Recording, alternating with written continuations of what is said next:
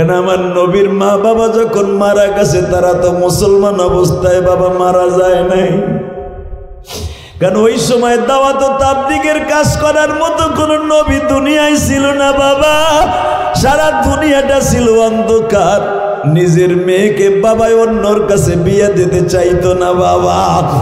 নিজের মাকে বান্দি বানায় রাখতো, নিজের বাবাকে বাদি গোলাম বানায় রাখতো। উলাঙ্গ হয়ে তারা কাবাগার তওয়াফ করতো বাবা, এইটাই তারা ইবাদত মনে করতো। বাজান এমন একটা নিষ্ঠুর সময় আমার নবী দুনিয়ায় আসছে গো, যেই সময় নবজাত শিশু বাবা একদিনের বাচ্চা যদি শুনতো মেয়ে হইছে, বাবা নিজে কোলে করিয়া নিজে কবর খনন করিয়া দাফন করে দিত। যদি মা কাঁদতো মায়েরে শুদ্ধা পাথরের আঘাত দিয়া মাইরা ফেলতো। মেয়েরে যদি জন্ম দিতে যাইয়া বাজান মা কাঁদতো, মায়েরও তারা মাইরা ফেলতো। এটা তারা ইবাদত মনে করতো, পুণ্যের কাজ মনে করতো। এমন একটা যুগে আসলো আমার আল্লাহ কোরআনে বলবো ইদা বুশিরা আহাদুম বিল উনসা। আল্লাহু আকবার বলেন। জাল্লা ওয়াজহু মুসাওয়াদ্দা ওয়া হুয়া কাদিম। যখন শুনতো জালিমগুলা মাইয়া হইছে, নবী আমার বলে বলো তো দাহিয়া কোন ঘটনা ঘটিয়া গেছে। বাজান এখন একটা আওয়াজ দিয়েন হাদি সাহেব, বাজানরা চিনেন না তাই জান না। দাহিয়া কলবির বাড়ি মসজিদে জুমা, মসজিদে কোবা থেকে বাজান 8 কিলোমিটার। মসজিদে জুল হুলাইফা থেকে ডাইন দিকে নজর করলে একটা পাহাড় দেখবেন। ওই পাহাড়ের ঢালুতেই দাহিয়ায় কলবির বাড়ি ছিল বাবা। মক্কা থেকে মদিনায় যারা আসতো ওখান থেকে দাহিয়ার নেতৃত্বে বাবা খুন খারাপি করা হইতো। ডাকাতের লিডার ছিল দাহিয়া।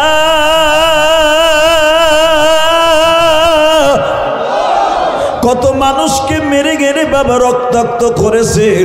আজকে দাহিয়ায় কলবি বলে ইয়া রাসূলুল্লাহ,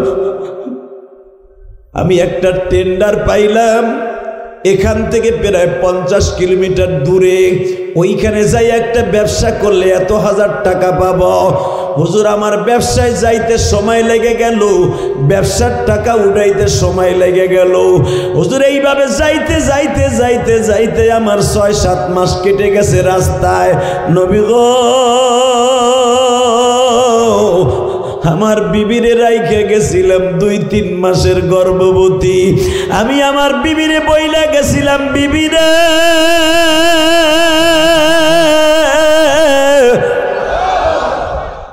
আমার প্রথম সন্তান যদি মাইয়া হয় তুই মাইরে লাইস। বিসমিল্লাহির রহমানির রহিম।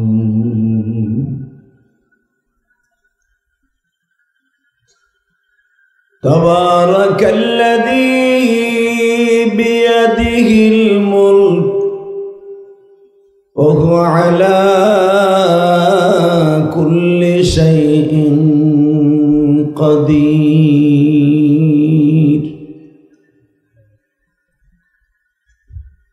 الذي خلق الموت والحياة ليبلوكم أيكم أحسن عملا وهو العزيز الغفور.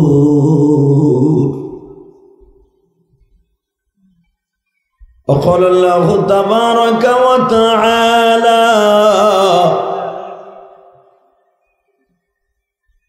وإنك لعلى خلق عظيم. صدق الله العظيم. إن الله وملائكته يصلون على النبي يا أيها الذين آمنوا صلوا عليه وسلموا تسليما. اللهم صل على محمد وعلى آل محمد كما صليت على إبراهيم وعلى آل إبراهيم হামিদুম মাজিদ। নামাজ পড়লে কে খুশি হয়? এ আল্লাহ নাম আসতে নিয়েন না। এখন শেখ হাসিনা ক্ষমতা নেই যে ভয় আছে কথা কর না কে? চাচা কথা কল, চুপ করে বই রয়েছেন কে? একসাথে বলতে হবে, নামাজ পড়লে কে খুশি হয়? রোজা রাখলে, যাকাত দিলে, সুদ খাইলে।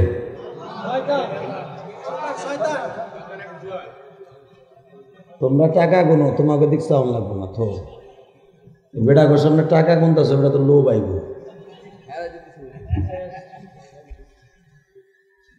টাকা কি পরে কোনো যায় না আল্লাহর ওলি? থোন একসাথে বলেন তো, সর্বময় ক্ষমতার মালিককে? দুই হাত উৎসাহ করে বলতে পারবেন? হাত দুটো রেডি করেন, ডাকেন, হ্যাঁ রাখেন, থুন থুন একসাথে রেডি। উড়াইতে কই নেই, রেডি করতে কইছি। একসাথে সমস্ত প্রশংসার মালিককে। নামান হাত, নামবেও খুব দ্রুত। দেখাই দিবেন বাংলাদেশে ইসলাম বিরোধী, কোরআন বিরোধী, আল্লাহ বিরোধী যেই নাস্তিক গুলা আছে, হাত দিয়ে ওদের নাক ফাটাই দেব। রাজি আসো না নাই? কে কে রাজি আসো? আল্লাহ কিন্তু হাত তুলে দেখাই দাও।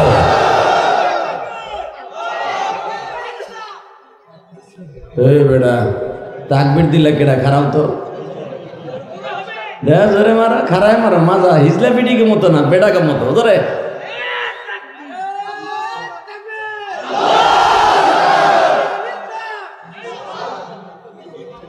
তোর ব্যাটারি চার্জ ওই পর্যন্তই? তা তো আমি জানতাম না যে ব্যাটারি চার্জ তোর ওই পর্যন্ত। এই মুসলমানের সন্তান, আল্লাহর তাকবীর যখন দিবেন, আল্লাহ সবচেয়ে বড়, আল্লাহ মহান, আল্লাহ তখন আপনারে আর ছোট রাখবে না। আমি একটা তাকবীর দিই, লিল্লাহে তাকবীর, দিন ইসলাম, দিন ইসলাম, আল কোরআনের আলো, সংসদে জলো, আমার নেতা তোমার নেতা, লিল্লাহে তাকবীর। এই আওয়াজগুলো যদি আপনি দেন, হার্টের রোগ থাকবে না। এই আওয়াজগুলো দেন মাওলার জেকের। এইটা এই মাউত হলো তোর দুইটা, এত বড় লাড়ি দিছিস কে? লাড়ি এত বড় কে? উড়াইতে গেলেই তো লাগবো আমার হাতে। আর একবার হেনতে তো রক্ত বের করে গেছিলাম, ভুলি নাই কিন্তু। দেন মাউত হলো দুইটা, লাড়ি দিছে একা। হাত যে জাগামু লাগবো এনে। এই বাটপার গুলার যে কি করমু? আল্লাহ আমাদের হেফাজত করেন, যেরকম আমি। আল্লাহ আল্লাহ। শুধু একটা কথা বলতে হবে, এই দুনিয়ায় যাচ্ছে কাইল নাই, বাহাদুরি করে কোনো লাভ নাই। কথা বাস্তব না অবাস্তব? পাশেই কবরস্থান, কত মানুষ সেখানে এতিম হয়ে পড়ে রয়েছে। আরে কত মানুষ পড়ে আছে কবরে, তুমিও একদিন থাকবা জানোই গো। মাও নাই রে, বাবা নাই রে, দেখিবে। আল্লাহ কয়ে জোরে একটা ডাক দাও না, দেখবে কে কে কে কে কে? মাও নাই রে, বাবা নাই রে, কবরে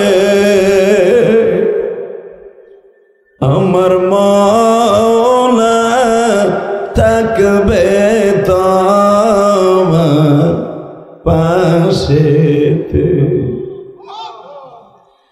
একা একা রইবা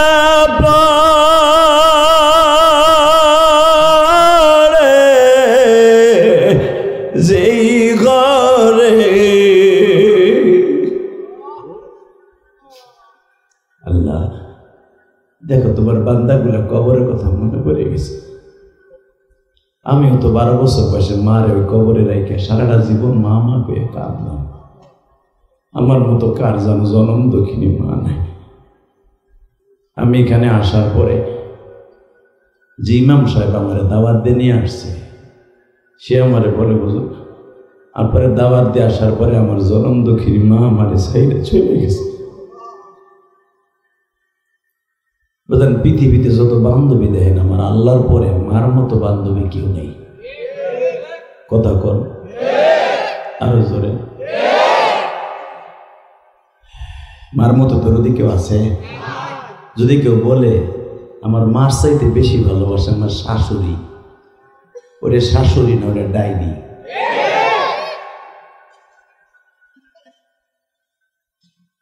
শুধু চোখের একটু পানি দিয়ে আমি মায়ের জন্য আজকে দোয়া করবেন, যেরকম মারহাবা। 2 দিন ব্যাপী মহাসম্মেলনের আজকে সর্বশেষ সমাপনী ও রজনীর সম্মানিত সভাপতি, প্রধান অতিথি, বিশেষ অতিথি এবং বিশেষ বক্তাগণ যারা আমার আগে ওয়াজ করেছেন, এরা সবাই আমার সাথে দামি দামি কথা বলেছেন। শুধু আপনাদের খেদমত আরজ করব, যে মহান সত্তা আপনাকে আমাকে এত সুন্দর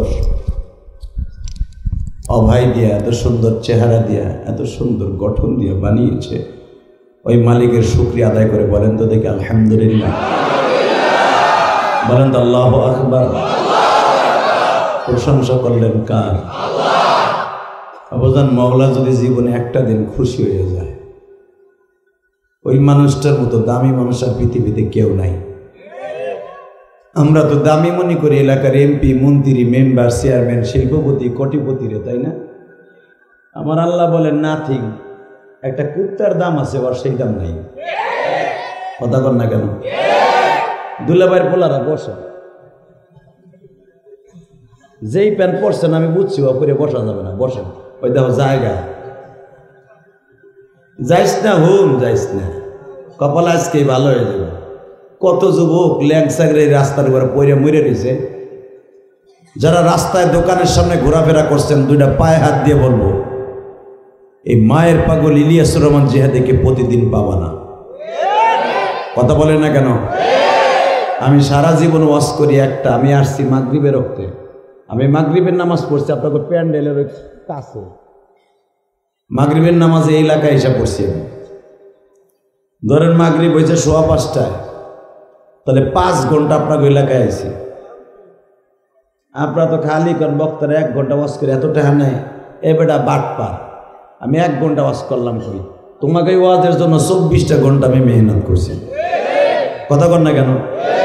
কোন সময় আবো, কোন সময় আপনাদের সামনে বসবো, দিনের দিনের কথা বলবো, এই 24টা ঘন্টা শুধু মাহফিলটাই ফেকে। আলেমুল আমার টাকা তো দিবাই না, বরং আলেমুল আমার বদনাম কইবা, তোর কপালে জুতার বাড়ি। কথা বল না কেন? সরমনার শায়েক এত বড় পকেট, পকেট ভরে জায়গা, শশিনার পিসাব এত বড় পকেট ভরে নিয়ে টাকা কি করে? কোলবালিশের মতো পকেট উঁচু হয়ে যায়। বাটপার যায় দেখ করে কি? কথা বল না কেন?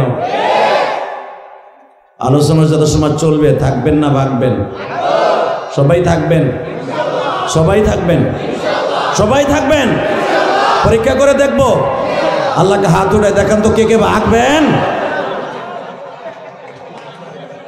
ওইটা নেন, ওইটা ওই উপরের গদিটা নেন। ভাগবেন না, ওইটা দেখেন খালি লুঙ্গি খুলে রেখে দিব আজকাল। বেটা সাহস কত বড়, কইছে ভাগবেন, উঠেছি কি আমার বা বুড়া চাষা উঠেছে, সবাই রাখে বুড়ার এমনি জোরের অভাব নাই। মাহফিল আইলে একবারে হেতা নেয়, মুরগির মতো হয়ে যায়। কথা কর না কেন? হে বাবা, মুসলমান যতই দুর্বল দেখেন, মুসলমানের সামনে যখন কোরআনের পক্ষে আর নবীর পক্ষে কথা আসে, তখন মুসলমান শক্তি আল্লাহ বাড়ায় দেয়।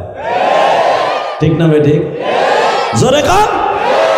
মাহফিলের মাঝখান থেকে একটা মর্দে মুজাহিদ আমার লাগবে।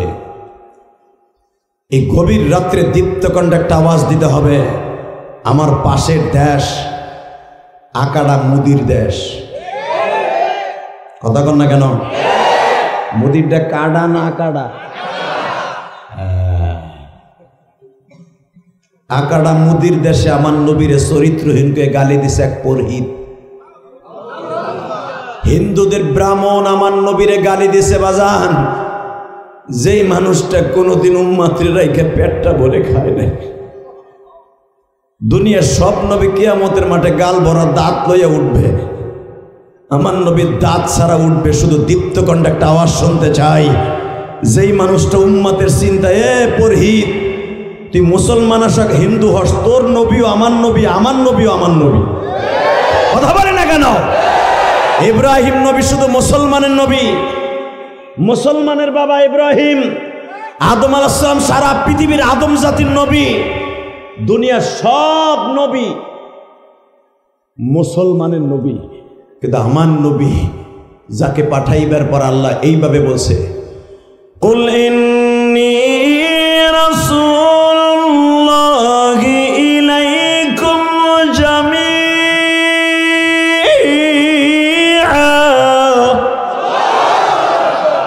কোরআন তেলাওয়াত শুনে যারা আল্লাহু আকবার বলবেন জীবনে হার্টের রোগ হবে না। আমি আবার বলছি, ওয়া ইন্নাকা লাআলা খুলুকিন আযীম।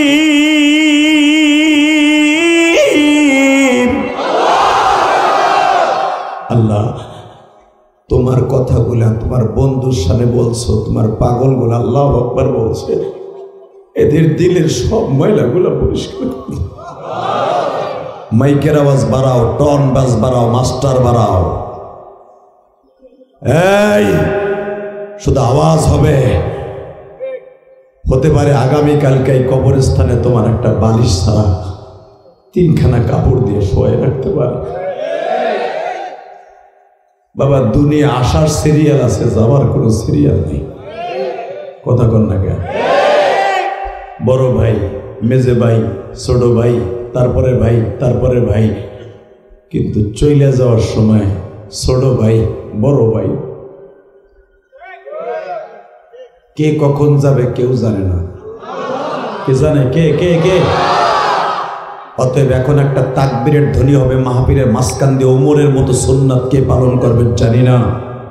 বিশ্বনবী বলেছে আল্লাহকে গালি দিলে, আল্লাহকে গালি দিলে আল্লাহ সহ্য করতে পারে, আমি নবীরে গালি দিলে আর সহ্য করবা না, সাথে সাথে আর কল্লা উড়াই দিবা।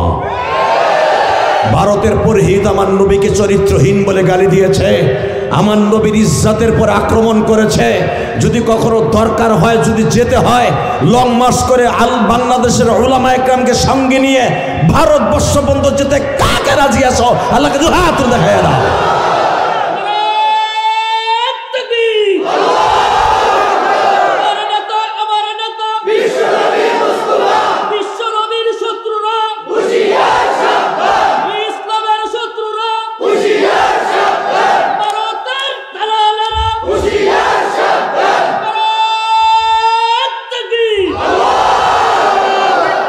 আল্লাহ এই হাত গুলাপে জান্নাতের হাত হিসাবে কবুল করেন। আমার নবীর হাত থেকে এই হাত দিয়ে হাউজে কাউসারের গেলাসটা নেওয়ার তৌফিক দান করেন। দুনিয়ার কোন নেতারে গালি দিলে, বঙ্গবন্ধুরে গালি দিলে, আওয়ামী লীগের সেলাবেলা নেতা গোতা মোতা হোতা জোতা তার বাড়িঘর জ্বালাই দেশে 15 বছর, কথা কর না কেন?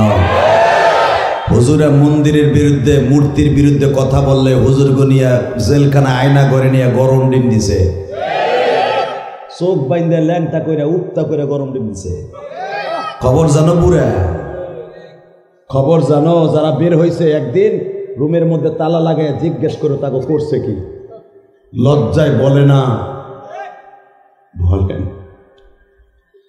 আর যদি ভালো করে দেখতে চাও, তোমার যদি একবারে ক্লাস ফ্রেন্ড হয়ে থাকে, এই পিছনটা জামা খুইলা, পায়জামা খুইলা পিছনে দেখো। পৃথিবীতে বোর কাছে বলে নাই যে কি পরিমাণ টর্চারিং আলেমুল আমারে করছে, চোখ বাইন্দা ল্যাংটা কইরা।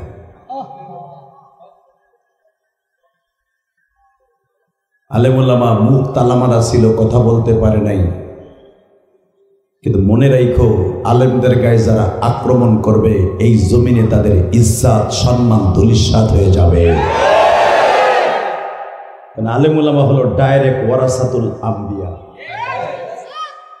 আমাদের সাথে যারা মুসাফা করবেন তারা যেন নবীর সাথে মুসাফা করলেন। যারা আলেমদেরকে সালাম দিলেন মনে করবেন নবীর সালাম। আমার নবীর তো আপনারা দেখেন নাই, আমিও দেখিনি। যে ব্যক্তি হক্কানি আলেমদের দিক তাকায় থাকে সে যেন নবীর দিকে তত সময় তাকায় রইল। আদম নবী চলে গেছে, তার কিতাব সাথে নিয়ে গেছে। ইব্রাহিম নবী চলে গেছে, তার কিতাব সাথে নিয়ে গেছে। আমার বাবা নূহ চলে গেছে, তার কিতাব সাথে নিয়ে গেছে। ইউসুফ নবী দুনিয়ার থেকে চলে গেছে, কিতাব সাথে নিয়ে গেছে। একজন মাত্র নবী তার কিতাব সাথে নিয়ে যায় নাই। আমার নবী বলতেন, যখনই আমার কথা মনে করবে দৌড়িয়া তোমার মসজিদের ইমাম সাহেবের কাছে যাইবা, ইমাম সাহেবের সুন্দর চেহারার দিকে তাকাইবা, মনে করবা আমি নবী বুঝি আর মুসাল্লায় বয়ে রয়েছি। কারণ তোর ইমাম সাহেব যেই কাজ করে আমি নবী ইমামতি করছি। আজকে সেই ইমামদেরকে ধরে ধরে মসজিদের ভিতরে নামাজরত অবস্থায় ধরে নিয়ে মারছে। কষ্ট হইতেছে। শুধু একটা কথার উত্তর দেবেন, আলেম ওলামা যখন ডাক দেবে বুকের তাজা রক্ত ঢেলে দেওয়ার জন্য বিশ্বনবীর জন্য জীবন দিতে রাজি আছেন না নাই? আল্লাহু আকবার জোরে বলো, আল্লাহু আকবার জোরে বলো, আল্লাহু আকবার আরো জোরে বলতে হবে। আমার দিকে তাকান, ঘাড় কোনো দিকে ঘুরাবেন না। কিয়ামতের মাঠে আমার রব্বে কারিম এমন একটা সুন্দর মাহফিলের আয়োজন করবে। এক এক নবীকে বক্তব্য দিতে বলবে। মূসা নবীকে যখন বক্তব্য দিতে বলবে, মূসা পয়গম্বর বলবে, আল্লাহ মেরাজের রাত্রে যেই নবীটারে আমি বুকের মধ্যে নিয়ে সবচেয়ে বেশি কাঁদছিলাম,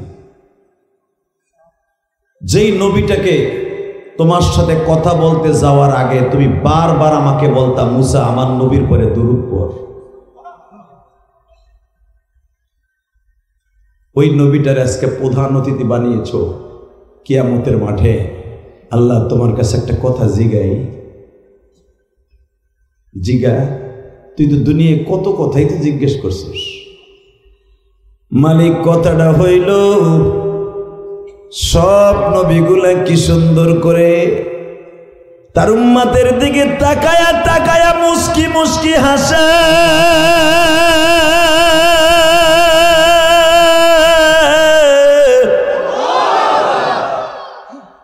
আর তুমি যারে না বানাইলে কোনো কিছুই বানাইতা না। ওই মানুষটা কেন রুমের মুখের মধ্যে রুমাল দিয়া সামনে চেয়ারে বসে রয়েছে? মালিক রে,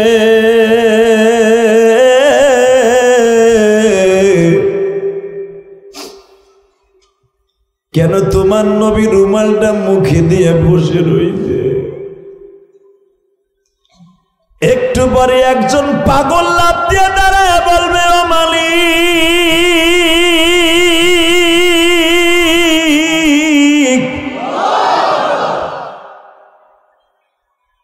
যত নবী এখানে ওয়াজ করলো, যত নবী ওয়াজ করলো, সব নবীগুলার গাল ভরা দাগ। যেই মানুষটা রুমালটা মুখে দিয়ে বসে রয়েছে তার দুটা দাঁত নাই কেন? আমি আপনাকে দুইটা পাও ধরে বলছি, আমার নবীর কথা শুনে যাদের চোখে পানি আসবে ওই মানুষটা কোনোদিন জাহান্নামের আগুনে জ্বলবে না। যার চরিত্রের গ্যারান্টি দিয়েছে আল্লাহ, শুধু একটা কোরআনের আয়াত পড়েছি, একটা আয়াত সামনে নিয়ে কথা বলে যাব। আমি আয়াতটা পড়ি, দেখে চোখে একটু পানি আসে কিনা। পৃথিবীর কোন নবীর চরিত্রের গ্যারান্টি আল্লাহ দেন নাই, দুনিয়ার কোনো মানুষের চরিত্রের গ্যারান্টি দেন নাই, ইল্লা নবী মুহাম্মদ। আমার নবীর চরিত্রের গ্যারান্টি স্বয়ং আল্লাহ দিয়েছেন। কোরআনে কি বলে শুনেন, ওয়া ইন্নাকা লাআলা খুলুকিন আযীম।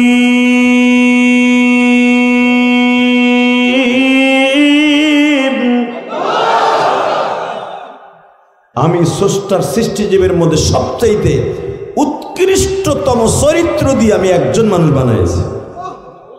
সে আমার প্রিয় হাবিব।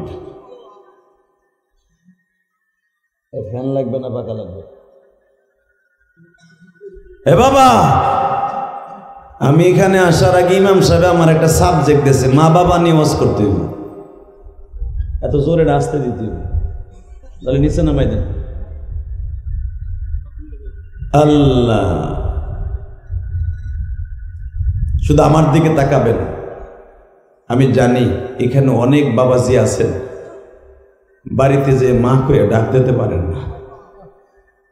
আগে জানালার পাশে রাত 12টা বাজলে দোকান থেকে যাইতে দেরি হইলে মা শীতের মধ্যে কালো চাদরটা গালেতে সাজায় খালি গুনে গুনে জিজ্ঞেস করতো, বাবা আজকে দেরি হইল কেন? দোকানে মনে হয় কাস্টমার বেশি আইছিল। খবরদার বাবা, রাত বেরাত ভালো না, মানুষ ইহানে সেহানে মরে যেতেছে, তুই বেশি রাত করিস না। কিন্তু বাবা ওই দৌড়দিটা যাওয়ার পরে আর কেউ জিজ্ঞেস করে না, দোকান থেকে দেরি করে। আমি জানি এই কবরস্থানের পাশের মাহফিল আপনারা আসছেন, বছরে অন্তত 2টা দিন মার পাশে বই একটু দোয়া করে যাবেন, এই জন্য আসেন। আমি জানি অনেকে ঢাকায় থাকেন, বছরে আসতে সুযোগ পান না, মনে করেন ওয়াজের অন্তত 2টা দিন আমার জনম দুঃখিনী মা, জনম দুঃখ মিয়া বাবার কবরের পাশে বই একটু দোয়া করে আসে, যদি আমার মা আমারে মাফ করে দেয়। বাবা, আমি যখন আমার গ্রামের বাড়িতে মাহফিলে যাই, মায়ের কবরের পাশে যখন দাঁড়াই, বিশ্বাস করেন চোখকে বলতে হয় না, চোখরে তোর চোখ দিয়ে পানি বাইরে রেখে চোখ অঝরে কানতে থাকে আর বলতে থাকে, জেহাদিরে তুই কি ভুলে গেছোস? তুই কি ভুলে গেছোস? তোর মা এই কবরে আসার আগে তোরে বারবার বলছিল, ইলিয়াস রে, আমি যদি মরে যাই আমার কবরের পাশে দাঁড়াইয়া দোয়া করবি।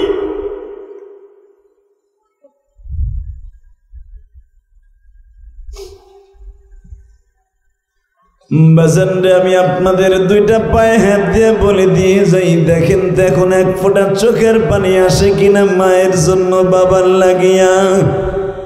এ আমার নারায়ণগঞ্জের সোনার গায়ের বাইরা রে, তুমি যদি তোমার মা বাবার জন্য দোয়া করো, তোমার সন্তানও একদিন তোমার জন্য এই মাহফিলে বসে দোয়া করবে। ঠিক না বেটে?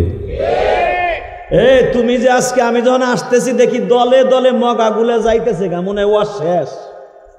হে জানে যে জেহাদি মাগরিবের টাইমে আইছে, উঠবে, তারপরও দেখলাম যাইতেছে গা, তার মানে এর বাপে ওই রকম গেছে গা।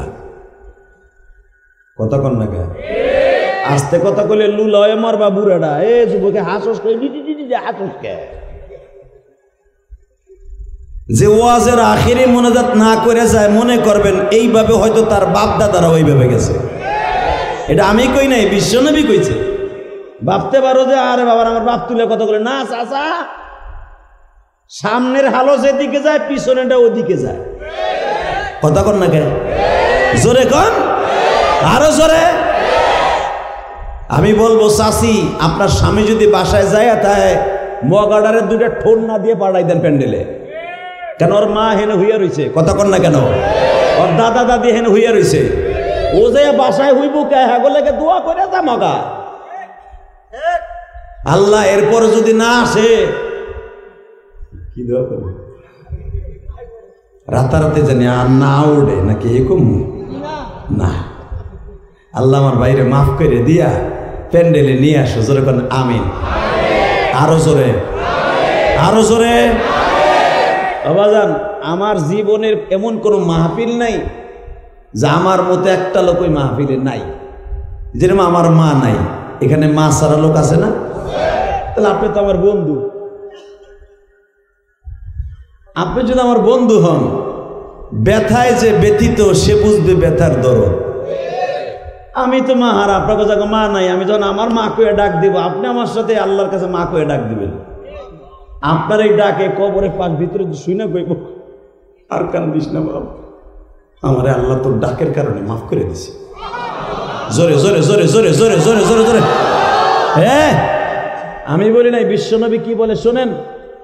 قال رسول الله صلى الله عليه وسلم هما جنتك او نارك।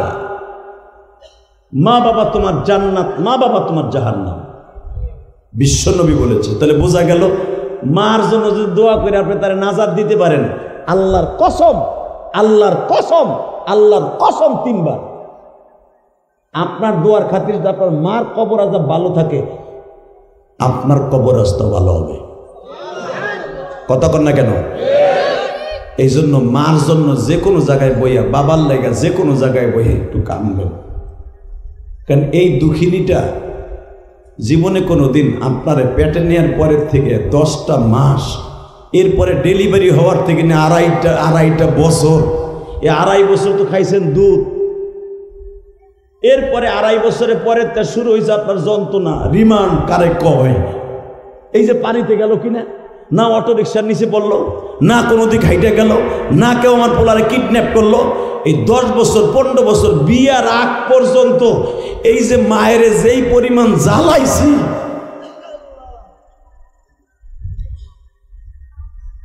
পৃথিবীর কোন মানুষকে এই পরিমাণ জ্বালাই নাই।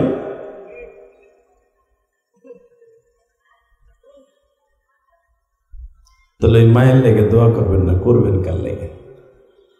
এখন বুঝবেন না, যেদিন চলে যাবে সেদিন বুঝবেন। কথা ঠিক না বা ঠিক? জোরে কন। তাকানের দিকে, কোনো দিকে ঘাটটা ঘুরাবেন না। তাহলে এইখানে যাদের মা শুয়ে রয়েছে, লোকগুলা ওয়াজরে টিটি পাখির মতো আমার দিক তাকায় থাকবেন। রসুলের জামানায় একজন মাত্র সাহাবী হওয়ার চান্স থাকা সত্ত্বেও সাহাবী হইতে পারে নাই। নাম তার ওয়াইস কুরুনি। কি নাম? একমাত্র মার কারণে নবীর সামনে আসতে পারে নাই। জানেন আপনি হাদিস? জীবনে ওয়াইস তার মার কারণে নবীরে দেখতে যাইতে চাইও দেখতে পারে না। এখন অজরে কানবেন, চোখটা কোনো দিক ঘুরাইয়েন না। বাজান রে, মাক্কি জিন্দিগিতে ওয়াইজের কানে খবর গেল, মক্কার মধ্যে এমন একজন মহামানবের আবির্ভাব হয়েছে, যাকে রব্বে কারীম ডিক্লেয়ার দিয়েছে, ওয়া ইন্নাকা লাআলা খুলুকিন আযীম।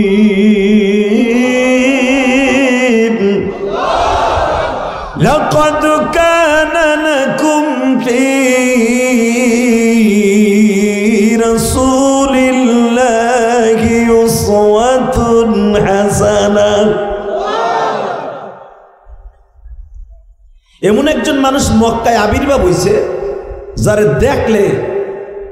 দেখলে জীবনে সবকিছু পাল্টে যায়। সুবহানাল্লাহ কইলেন না? যারে দেখলে মাসকে মাস তার চেহারার দিকে তাকায় থাকলে ক্ষুধা লাগে না। সে কোনো গিলাসে পানি পান করতে গেলে ওই গিলাস যতদিন দুনিয়ায় থাকবে 1 কোটি বারও যদি মাঝে ধোয়, ওই গিলাসের মধ্যে মিসকম্বরে ঘেরান আসে। আল্লাহ সুবহানাল্লাহ যারা আসতে কয়ে গো বাড়িঘর তুমি চিনো। প্রশংসা শেখ হাসিনা, খালেদার আর আমাকে হুজুর গুনা, প্রশংসা কার? এই সুবহানাল্লাহ কইবেন আর তার প্রশংসা হইব।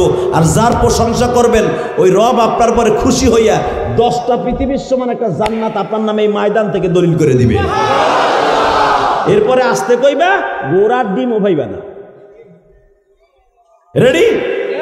বলেন তো আলহামদুলিল্লাহ, বলেন তো আল্লাহু আকবার। এরপরে যতবার বলবেন এরকম জোরে জোরে বলবেন ইনশাআল্লাহ। বলেন বলবেন তো? আর আমি আর কয়েক উপরে গেলে 1 ঘন্টা পরে তারা আপনার কেউ কইব না জোরে কোন সুবহানাল্লাহ। আরামে যে ঘুমাইবেন আর 1 বছর পর্যন্ত নেই, মাঠে আবার ওয়াজ হইব। আবার আল্লাহ যদি বাঁচায় রাখে আগামী বছর শুনতে পারবেন তারিখ নির্ধারণ হওয়ার পরে। অতএব এই সুযোগ ছাইরেন না। আলহামদুলিল্লাহ বলেন। এই যে বয়, এই যে বাবা শোনা বাকি বসো। মুরব্বী কইল ঝামেলা, এক বক্তা মুরব্বী কই আবার বিপদে আছে বেড়ায়। কালকে গেছি ভাই, বিশ্বাস যদি করেন, মনে করছিল নাক নু ফাটা হেলাই। কাল গেছি মাছ কিনতে বাজারে, আমার কয় মুরব্বী এই কয়টা লাগবে? তা আমার পাশের তো একজন কয় হ্যাঁ চিনস তুই? না, যে হ্যাঁ দিশা তোর মাছের মাথা দিয়ে বাড়ি দিব বেড়া। তুই তার এক মুরব্বী মুরব্বী হুজুর মাফ চাই, আমি আপনার চিনি নাই। আমি গেলাম, শোন তুই আমার চিনছ ঠিকই, তুই আমার টুপিতে হোস নাই দেখছি, আমার মতো পাঞ্জামিওয়ালা কি বাজারে আসে না? কহ হয়তো তুই আমি জেহাদি চিনুস বিদায় তুই আজকে আমার কাছে ক্ষমা চাইলি। তোর বাপের মতো লোকরে যদি মুরব্বী মুরব্বী করে একটা কষ্ট দেস, আল্লাহর আদালতে তোর বিচার হবে। যদি ব্যঙ্গ করে কোস, কথা বলেন না কেন?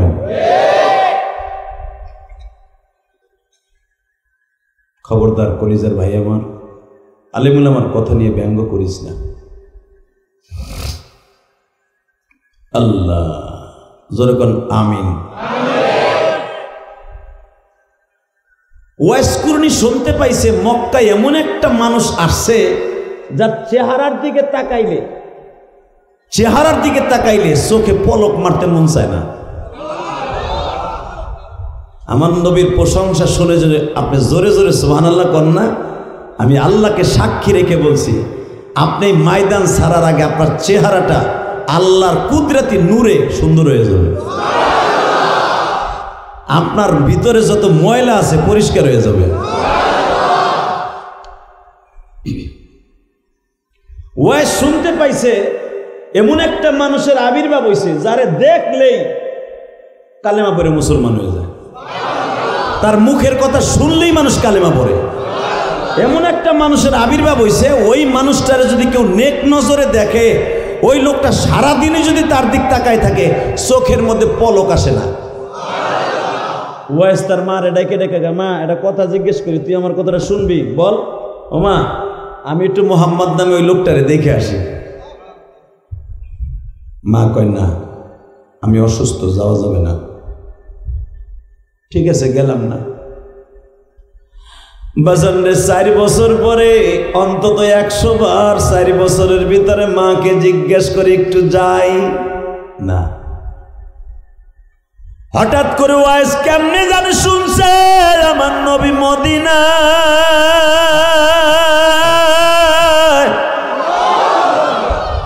মা মক্কার দিয়া না মদিনায় গেছে, মা এখন যাই না। মারহাবা কর। এ মা, তো তুইও মুসলমান আমি মুসলমান, তুই না মুসলমান হয়েছে, তো আমি গেলে তো সমস্যাটা কি? একদিন যাবো, যাইতে 2 দিন লাগবো, আইতে 2 দিন, মাঝখানে একদিন নবীর দেখবো, পেটটা বইরা করবো, আইয়া তোর কাছে কমু যে আমার নবীর কোয়ালিটি এরকম। মা কয়, নবী কেমন তোর কইতে হবো না, আমি দেখছি। এই মহিলাটা বা কেমন, তুই কেমনে দেখলি? চোখ, আমি তোরে পেটে রাখছি, তুই আমারে পেটে রাখস নাই, যাওয়া যাবে না, এতটুকের মধ্যেই থাক। এ মায়ের পাগল ভাইরা, দেহি তো দেহি মার জন্য কতটুকু পানি তোমার চোখে আছে। ঠিক আছে, গেলাম না, যা। আনাস ইবনে মালিক বলেন, হঠাৎ করে নবী একদিন মেম্বারে বইয়ে ওয়াজ করতেছে, মায়ের ওয়াজ করতেছে, আর বলতেছে, সাহাবীরা তোমরা যদি একটু আল্লাহর কাছে দরখাস্ত দাও। কি দরখাস্ত নবী? আমরা কি দরখাস্ত দেব? দরখাস্তর ভান্ডার তো আপনি। আমার নবী বলে, সাহাবীরা রে, তোমরা যদি আল্লাহরে সবাই বুঝায়া কইতা, আমার পিছনে 10,000-এর উপরে জুমার নামাজ পড়ো,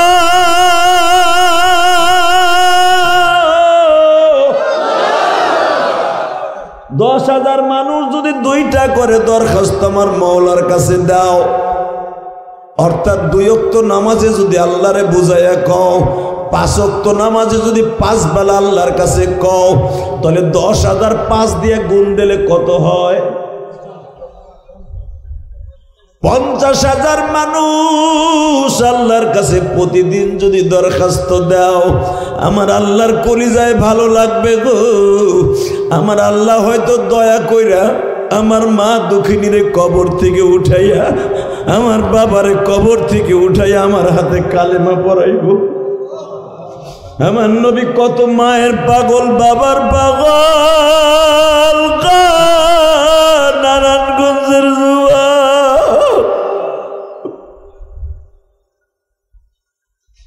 কেন আমার নবীর মা বাবা যখন মারা গেছে, তারা তো মুসলমান অবস্থায় বাবা মারা যায় নাই, কারণ ওই সময় দাওয়াত ও তাবলীগের কাজ করার মতো কোনো নবী দুনিয়ায় ছিল না বাবা। সারা দুনিয়াটা ছিল অন্ধকার। নিজের মেয়েকে বাবাই অন্যর কাছে বিয়ে দিতে চাইতো না বাবা। নিজের মাকে বান্দি বানায় রাখতো, নিজের বাবাকে বাদি গোলাম বানায় রাখতো। উলাঙ্গ হয়ে তারা কাবাগার তওয়াফ করতো বাবা, এটাই তারা ইবাদত মনে করতো। বাজান এমন একটা নিষ্ঠুর সময় আমার নবী দুনিয়ায় আসছে গো, যেই সময় নবজাত শিশু বাবা একদিনের বাচ্চা যদি শুনতো মেয়ে হইছে, বাবা নিজে কোলে করিয়া নিজে কবর খনন করিয়া দাফন করে দিত। যদি মা কাঁদতো, মায়ের শুদ্ধা পাথরের আঘাত দিয়া মাইরা ফেলতো। মেয়েরে যদি জন্ম দিতে যাইয়া বাজান মা কাঁদতো, মায়েরও তারা মাইরা ফেলতো। এটা তারা ইবাদত মনে করতো, পুণ্যের কাজ মনে করতো। এমন একটা যুগে আসলো আমার আল্লাহ কোরআনে বলবো, ইদা বুশিরা আহাদুম বিল উনসা, আল্লাহু আকবার বলেন, জাল্লা ওয়াজহু মুসাওয়াদ্দা ওয়া হুয়া কাদিম। যখন শুনতো জালিম গুলা মাইয়া হইছে, জাল্লা ওয়াজহা, ওগো চেহারাটা কালো পাইলের মতো হয়ে যেত।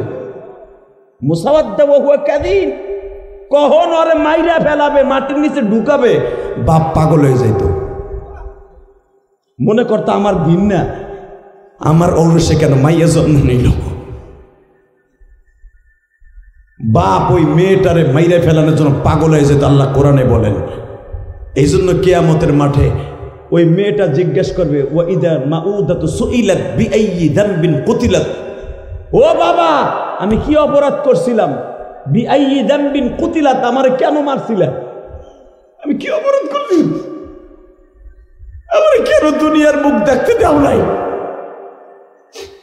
এই যে কয়েকদিন আগে দেখেন নাই মুমতাহা নামে যে মাইয়াটারে গলা টিপা মাল, আহারে আহারে বাবা, এই মাইয়াটারে মারার আগে বাবা মাত্র 160 টাকা লেগে মাইয়াটারে ঘরের থেকে নিয়ে বুকের উপরে বইয়া এইভাবে গলা চিপা মারছে। মেয়েটা মরার সময় অবশ্যই মনে মনে কইছে, জর্গা আছে, আমার মা বাবার সাথে আছে, আমার মাইরো না, আমার মাইরো না।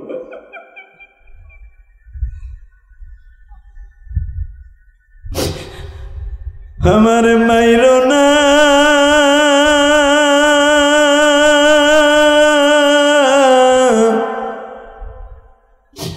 আমার দুনিয়ায় পয়সা থাকার জন্য কিছুদিন দাও।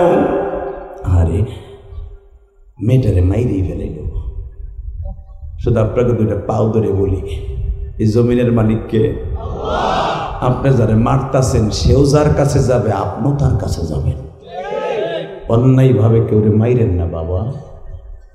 ওই ৩.৫ জায়গা আপনিও যাবেন, আমি জেহাদিও যাব, আমার নবীও গেছে, ঠিক না বেঠিক? জোরে কন। রসুলের একজন সাহাবী কোরআনের এই আয়াত যখন নাযিল হয়ে গেল, ইয়া ইবাদিয়াল্লাযীনা আসরাফু আলা আনফুসিহিম লা তাকনাতু মির রাহমাতিল্লাহ, এ বান্দা যত গুনাহ করবে, ইল্লা মান তাবা ওয়া আমানা ওয়া আমিলা আমালান সালিহা ইউবাদদিলুল্লাহু সাইয়্যাতিহিম হাসানা। এই আয়াত নাযিল হওয়ার পর ওই সাহাবী খালি থরথর করে কাঁপতাছে। চেহারাটা এত সুন্দর, মনে হইতে পূর্ণিমার চাঁদ আর চেহারার মধ্যে জলমল করতেছে। জোরে নবী ওরে জিজ্ঞেস করে, কিরে বাপ তুই এরকম কাঁপতাছস কে? বলে, হুজুর আমি কেন কাঁপতাছি জানেন? আপনি যদি আমার গুনার কথা শুনলেন, আপনি বললেন কালেমা একবার পড়লে জীবনের সব গুনাহ মাফ হয়ে যাবে, কিন্তু আমার জীবনে এমন গুনাহ করছি যেটা আপনি শুনলে আপনি আমার মসজিদ থেকে লাইতে বাইর করে দিবেন। নবী বলে, কি গুনাহ করছো? আল্লাহর সাথে শিরক করছো? না, শিরক তো করছি, ওগুলো তো কালেমা পড়ার আগে, কালেমা পড়ার পরে করি নাই। এরপরে এর সাথে কি গুনাহ করছো? যাও কালেমা পড়ছো, সব মাফ হয়ে গেছে। জিনা করছো? বলো, কালেমা পড়ার আগে মাফ হয়ে গেছে। মানুষ খুন করছো? বলো, কালেমা পড়ার আগে হক মিটিয়ে দেই, মাফ হয়ে গেছে। সাহাবী মাথাটা ঝুলাইয়ের কয়, হুজুর আপনি যদি সাহস করে শুনতে চান আমি বলতে পারি। বলো। হুজুর আমার নাম দাহিয়া কলবি, আল্লাহু আকবার বলেন না। এই তোমার নাম দাহিয়া? হ্যাঁ। তোমার নাম দাহিয়া? হ্যাঁ। ওবাইদুল্লাহ ইবনে দাহিয়া? হ্যাঁ। কলবি, তোর নাম কলব রাখছে কে? হে, তোর পাষণ্ড হৃদয়হীন কে রেখেছে তোর নাম? হুজুর, সবাই আমার এই জন্যই তো দাহিয়া কলবি বলতো, আমার ভিতরে কোনো দয়া মায়া ছিল না। তাল হেনা ইয়া দাহিয়া, ইজলিস, ব, তোর জীবনের সবচেয়ে মারাত্মক ইতিহাস একটা ক। এখন আপনিও কানবেন, নবীও কানছে, আপনি কানবেন না কেন? হুজুর, তাহলে শোনেন, আমার এই হাত দিয়া 69টা নবযাত্রা আমি নিজে জিন্দা দাফন করছি। হুজুর, ওই জামানায় আমার মতো পাষণ্ড যুবক আর কেউ ছিল না, কেউ ছিল না। আমার দায়িত্ব ছিল, যেরকম ভাবে দেখবেন যারা লাশ কাটে এর একদের ভিতরে কিন্তু দয়া মায়া কো, কথা কর না কে? ভয় থাকলে ওরা লাশ কাটতে পারতো না। হুজুর, আমি যে জেন্দা মেয়েটারে ধরে নিয়ে আস্তার গাইরা দিতাম এমনি এমনি না, কারণ হলো আমার ভিতর কোনো দয়া মায়া নাই। আমি টাকার বিনিময়ে নবজাতটা মেয়েটারে ধরেই না নিজে দাফন করে দিতাম।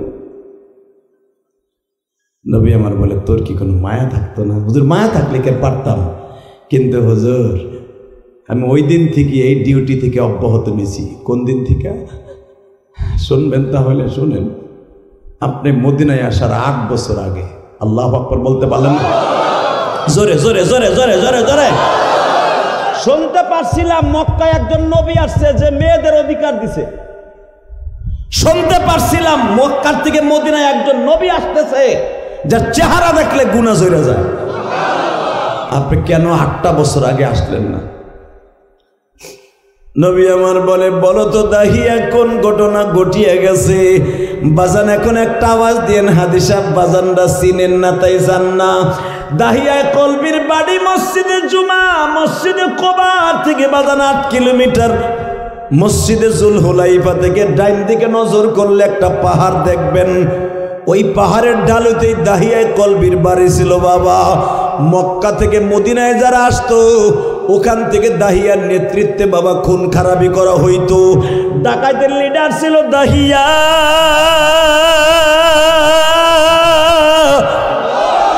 কত মানুষকে মেরে গেড়ে বাবা রক্তাক্ত করেছে। আজকে দাহিয়ায় কলবে বলে, ইয়া রাসূলুল্লাহ, আমি একটা টেন্ডার পাইলাম এখান থেকে প্রায় 50 কিলোমিটার দূরে, ওইখানে যাই একটা ব্যবসা করলে এত 1000 টাকা পাবো। হুজুর, আমার ব্যবসায় যাইতে সময় লেগে গেল, ব্যবসার টাকা উঠাইতে সময় লেগে গেল। হুজুর, এইভাবে যাইতে যাইতে যাইতে যাইতে আমার 6-7 মাস কেটে গেছে রাস্তায়। নবী গো, আমার বিবিরে রাইখে গেছিলাম 2-3 মাসের গর্ভবতী। আমি আমার বিবিরে বইলা গেছিলাম, বিবিরে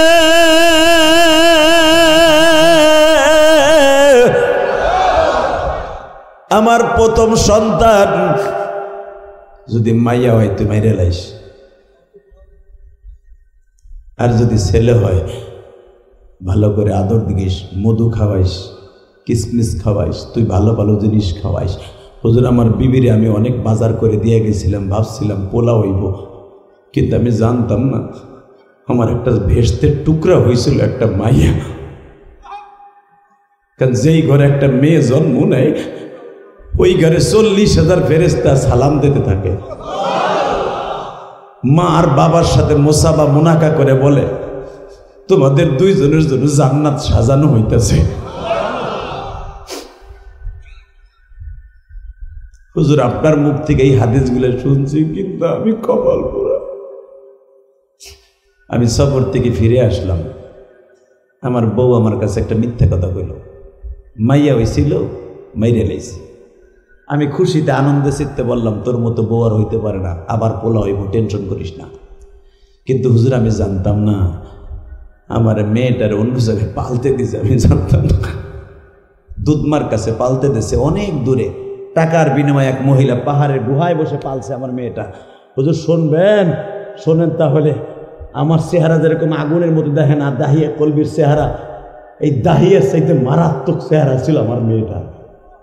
কারণ বাপের চেহারা যেই মেয়েগুলা পায় ওই মেয়েগুলা ভাগ্যবতী হয়। নবী আপনার মেয়ে ফাতেমার চেহারা আপনার মতো। আপনি বলেন আমার ফাতেমা দুজাহানের বাদশার জান্নাতের চাবি, দুনিয়ার সমস্ত মহিলাদের জান্নাতের লিডার। আমার মেয়েটা আমার মতো চেহারা ছিল, আগুনের মতো চেহারা। নাম থাকতে তার জামিলা। জামিলা মানে সুন্দরী, যেরকম মারহাবা। জামিলা মানে কি? আল্লাহর নাম জামিল, আর বান্দি মহিলাদের নাম হয় জামিলা, পরম সুন্দরী। হুজুর আমার মেয়েটারে দুধ খাওয়ানোর টাইম যখন শেষ হয়ে গেছে, দাইমা দিয়ে গেছে,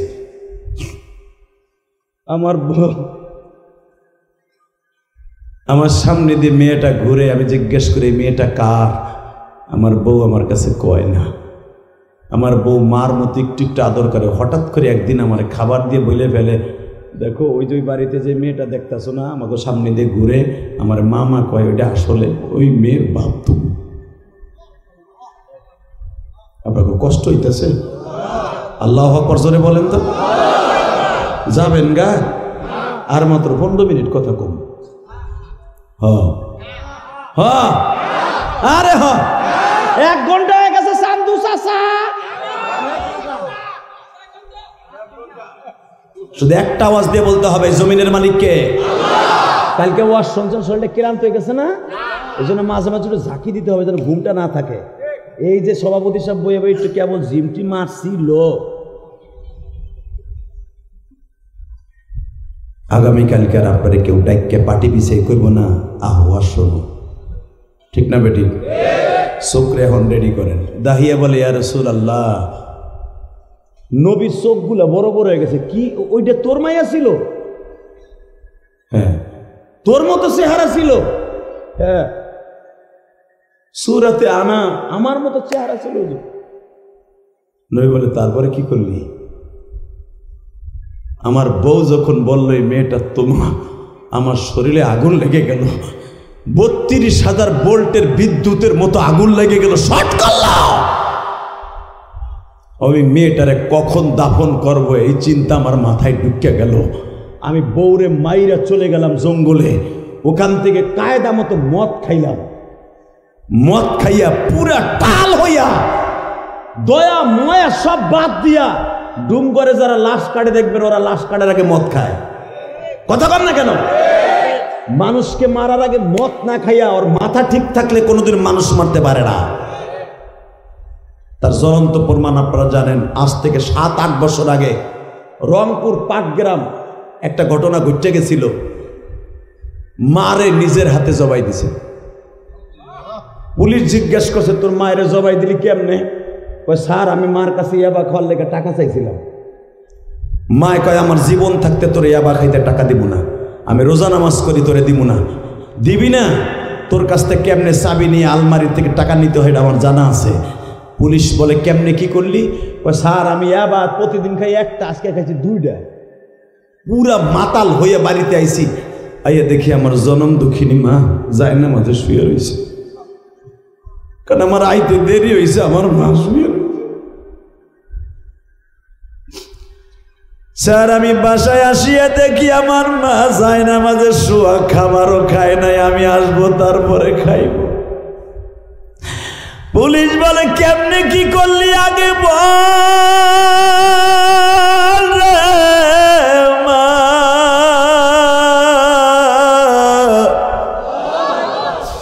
আমি পুলিশ যখন মেট্রিক পরীক্ষা দিছি, আমার মা আমার চেয়ারের পিছনে বয়া বয়া কাজের বুয়ার ডিউটি পালন করছে।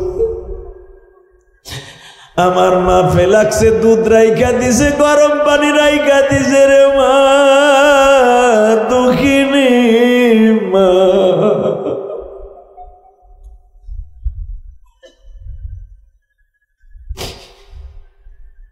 ঈদের সময় যখন আমার ইনকাম কম ছিল, ভাই বোনের জন্য জামা কাপড় কিনছি, মাল লাগাও কিনছি, সবাই খুশি বাবা ঈদের জামা পাইয়া। একজন মাত্র দরদি খুশি না, সে হলো মা। বাবা কি দরকার ছিল এত টাকা দিয়ে অভাবের সময় আমার জন্য কাপড় আনা?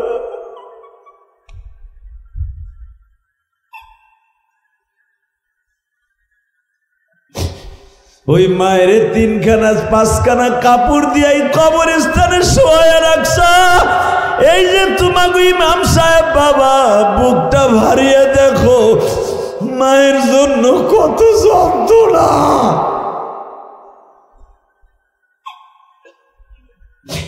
মাদ্রাসায় পড়াকালীন যখন বাড়িতে যাইতো মা কয়া ডাক দিত, মা তোমাকে এখানে চাকরিরত অবস্থায় বাড়িতে যাইয়া মায়ের জন্য কত কিছু লইয়া যাইতো। আজকে মা নাই, বাড়িতে যায় ওই দরজাটা খালি, জানালাটা খালি, মায়ের খাটটা খালি। ও আমার কমিটির ভাইরা মনে রাখো, মারে খবরে রাখছো, আল্লাহর ডাইখা ডাইখা বলো মালিক আমার মায়ের খবর আসাব মাফ কইরা।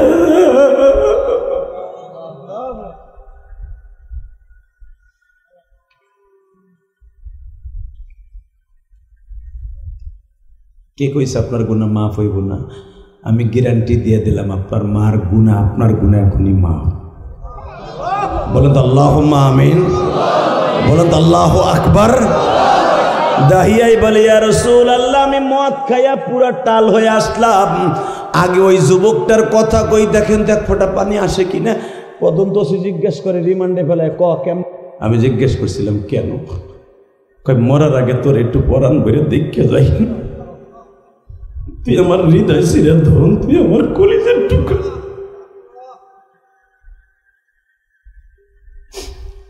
তদন্ত ওসি তখন ওর গলা চিপ্পা ধরে বলছিল, আপনারা দেখছেন সারা দুনিয়া ভাইরাল, তুই যেরকম তোর মার গলা কাইটে আজকে জাহান্নামের খাতায় নাম লেখছস, আমিও তোরে মাইরে ফেলাইয়া ফাঁসির মঞ্চের খাতায় নাম তুলব। আল্লাহু আকবার জোরে বলতে পারলি না? জোরে জোরে জোরে জোরে জোরে জোরে। আমি আমার ওয়াজ কমিটির ভাইদেরকে বলে যাব, আজ জীবনে আমি আসবো কিনা জানি না। আমি গোপালগঞ্জের সন্তান, তুমি নারায়ণগঞ্জের সন্তান। কে কোন দল করো আমার দেখার বিষয় নয়। আওয়ামী লীগ সবাই করলে সবাই খারাপ না, বিএনপি সবাই করলে সবাই খারাপ না। আওয়ামী লীগের অনেকে ভোট দিছে, কিন্তু সবাই মানুষের উপরে জুলুম করে নাই। যারা জুলুম করছে যায় দেখো, ওর আজকে বাড়িতে ঘুমাইতে পারতেছে না। আর ক্ষমতায় যতদিন না আসতে পারবে ঘুমাইতে পারবো। কথা বল না কেন? কারণ ওরা একটা বিএনপির কর্মীরে বাসায় ঘুমাইতে দেয় নাই 15 বছর। গাড়ি পড়ছে পল্টনে, মামলা খাইছে নারায়ণগঞ্জে। কথা বল না কেন? মামুনুল হক তার বউলিয়া রিসোর্টে ঘুরতে আইছে তোমাকে নারায়ণগঞ্জ। সেই নারায়ণগঞ্জে আমি আইছি। কই তোমরা চান্দু, কই বিচার আছে না নাই? জোরে বলো আছে না নাই? যেই চান্দু মামুনুল হকের রিসোর্টের মধ্যে অপমান করছিল, চেয়ারম্যানের ক্যান্ডিডেট ছিল, যদি কোনোদিন ক্ষমতায় আসো হয়তো আসতে পারবে, জানি না কবে আসতে পারবে। এলাকার মানুষই ওরা পিড়াইব। কথা বলে না কেন? আলেমের রক্ত, আলেমের অপমান যেখানে পড়বে ওখানে কোনোদিন বাংলার জমিনে শান্তি আসতে পারে না। অতএব আমার দিকে তাকাবেন আর চোখের পানি ফেলবেন, কারণ এই দুনিয়া থাকার জায়গা না। মনে রাখবা, পৃথিবীতে একটা মাত্র দরদ দিয়েছে, জীবনে কোনোদিন তোমার শান্তি কামনা ছাড়া বরদোয়া দেয় নাই। তার নাম মা, তার নাম বাবা। ঠিক না? তুমি 10 বছর মারে বাপরে ভাত দাও না। এই ওয়াজটা শুনে যে বাপরে যদি অসুস্থ বাপ প্যারালাইজড ঘরে পড়ে রয়েছে, ঘরের কোনায় যে দেখো আব্বা আজকে আমার হুঁশ ফিরে আইছে, তুমি আমার মাফ করে দাও। আব্বা গুল সাহেবের মতো মোরানি দিয়ে প্রথম কইব না আমি তোর মাফ করবো না। আবার পাউডার জড়াই ধরবা, আব্বাই কইব সর, তোর মস্কারা করা লাগবে না, তুই যা। 3 বার এবার কইব যা তোরে মাফ করে দিছি। ঠিক না বেটি? জোরে বলো। কলিজার ভাই আমার, ও নারায়ণগঞ্জের ভাইরা আমার, সোনার গায়ের ভাইরা, তোমাদের পুরা গাওটা ভরা স্বর্ণ। তোমরা জান্নাতে যাইও গায়ে দিবা স্বর্ণ। আলহামদুলিল্লাহ বলেন। এই যে ভাই এদিকে আয়, তুই তোর বাপের মতো লোকের মোতায় ধর না। তোর মোতায় ধরলো তার মানে তোর নিষ্ক্রিয় এতই ঢিলা, তুই উঠবি আর ওই চাচার সামনে আয়। আলহামদুলিল্লাহ বলেন। আল্লাহ ওরে তুমি অলি বানায় দাও, আল্লাহ ওরে তুমি অলি বানায় দাও। ও ইচ্ছা করলো যদি গাড়তারা ওই তোর বেয়াদব হইতো যাই তুই গা, ও আলেমুল আমার সম্মান করে বিদে বয়ে পড়ছে। আল্লাহ ওরে তুমি কবুল করো, ওরে আবু বকরের সাথে জান্নাত নসিব করো। জোরকানা আমিন। আর ওয়াজ করবো মাত্র 5 থেকে 7 মিনিট। হ্যাঁ হইছে, ঠিক আছে, চুপ তাই, চুপ চুপ। ইয়া রাসূল, স্যার ভালো করে বুঝবেন, ইয়া রাসূল আল্লাহ, আমি এরপরে আমার মেয়েটারে নিজে কোলে করে নিয়ে গেছিলাম। আমার বউ পিছনে পিছনে দৌড়েছিল আর পাগলের মতো বলছিল, তোমার পাও দুইটা ধরে আমি বুঝতে পারছি তোমার মাথায় পুরো গেরা উঠে গেছে, তুমি আমার মেয়েটারে মাইরে ফেলবা। আমি তোমার পাও ধরছি, আমার মেয়ে নিয়ে আমি দেশান্তর হয়ে যাব, তোমার ঘর করবো না। মেয়েটার আমি আনতাম না, বিশ্বাস করো, কারণ আমার মেয়েটা তোমার মতো চেহারা বিদায় আমি তোমার কাছে আনছিলাম, দেখি তোমার একটু মায়া হয় কিনা। কিন্তু আমি বুঝলাম এই মদিনার ভিতরে, এই বাক্কা শহরে, মক্কা শহরে এই পুরুষগুলো যে এত নিষ্ঠুর, এটা জানতাম না। 10 মাস 10 দিন আমি পেটে বোঝা বইছি, তুমি এই দরদ বুঝবা না, আমি মা কি তুমি বুঝবা না। আমার মাইয়া লইয়া তোমার তালাক দিয়ে চলে যাব, তুমি নতুন বিয়ে করে পুলাই দাও। আমার মেয়েটারে বাইরো না, আমার মেয়েটারে বাইরো না, আমার মেয়েটারে বাইরো না। নবী বলে, তোমার ওই বিবিটা কি আছে? না নবী, আমার বিবিটাও স্ট্রোক করে মারা গেছে।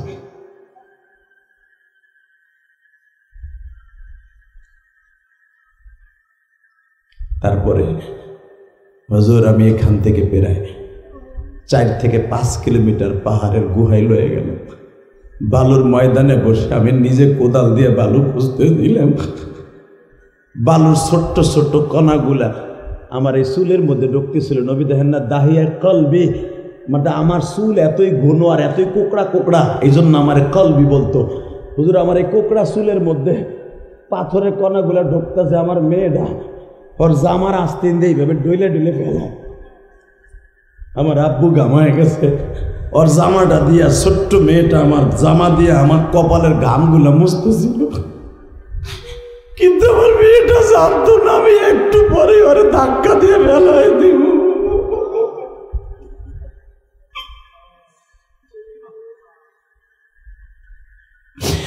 আমার নবী কামদের কয়, দাহিয়া রে দাহিয়া, তুই তোর মেয়ের ওয়াজ করতে যাই আমার ফাতেমার কথা মনে উঠায় দিলি। এই যে দেখো ফাতেমার 3টা ছেলে মেয়ে একবারে পিঠাপিঠি। হাসানের 11 মাসের ছোট হলো হোসাইন, হোসাইনের 10 মাসের ছোট হলো মোহসিন। ফাতেমার 5টা ছেলে মেয়ে। আল্লাহু আকবার বলতে পারলেন না? কয়টা কয়টা আপনি জানেন? 2টা বুড়া, 5টা পোলা পান। আল্লাহু আকবার বলতে পারলেন না? 4 বছরে এবার এসে 5টা পোলা পান। যদি কোন তা কেমনে? 11 মাসের ছোট হোসাইন, 10 মাসের ছোট মোহসেন। ফাতেমার 3 পোলা। আর 9 মাসের ছোট হলো ফাতেমার মেয়ে জায়নাব। এরপরে 8 মাসের ছোট হলো রোকায়া। এই 5টা ছেলে মেয়ে ফাতেমার বরাবর। 3টা ছেলে মেয়ে রানিং একসাথে দুধ খাইতো। ফাতেমার কষ্ট হবে বিদায় নবী সবসময় 2 জনের দুধ ঘাড়ে লই এইভাবে মসজিদে নববীতে ঘুরতেন। কারণ আমার মা এই 3টা পোলাপান একসাথে জ্বালায়। আমার ছোট্ট মাইয়া মাত্র 13.5 বছর বয়সে বিয়ে দিছি। 14 বছর 14.5 বছরের বয়সে ফাতেমা মা হয়েছে। আমার মাকে আপনি 3টা ছেলে মেয়ে পালবে। নবী সারা রাত হাসান হোসেনের বুকে রাইখা মসজিদে নববীতে কাটাইতেন। মোহসেন রে ফাতেমা দুধ খাওয়াইতেন। কারণ মোহসেন ছোট, 2 ভাই একটু একসাথে। হোসাইনও দুধ খায়, মোহসেনও দুধ খায়। আবার মোহসেনও দুধ খায়, হোসাইনও দুধ খায়, জয়নাবও দুধ খায়। কি মনে করেন একটা পোলামান পাইয়া দেখছেন? মিয়া আপনি তো এক কাজ লয়ে বাইরান। আপনি কি জানেন আপনার বিবি কত কষ্ট করে? এই জন্যই তো মাকে আল্লাহ 3 ভাগ করে দিছে। তোর মা জান্নাতি, তোর মা জান্নাতি, তোর মা জান্নাতি। 3 নাম্বার কইছে তোর বাপ জান্নাতি। এমনি এমনি কইছে মায়েরে। কষ্ট হইতেছে ওগামি। তারপর ওয়াজ করুন। এই মোহসেন নবীর বুকের মধ্যে থাকতেন। মোহসেন যখন একটু দুধ 1.5 বছর বয়স হয়েছে, তখন তো জায়নাব দুনিয়া আইছে। দুনিয়া আসার সাথে সাথে এই জায়নাবরে নবী 1 ঘন্টার লাগেও ফাতেমার কাছে দিত না, কারণ মোহসেনও জ্বালায়, হুসাইনও জ্বালায়, আবার জায়নাবেও জ্বালায়। নবী জায়নাবরে কোলে করে ইমামতি করতো। আল্লাহু আকবার বলতে পারে না? যে হাদিস আছে যে জায়নাবকে নবী রুকুর সময় কোলে রাইখে ইমামতি করছে, ডাইরেক্ট বুখারী হাদিস। মিয়া জায়নাব নবীর এই রানের উপর থাকতো, নবী সিজদা দিত।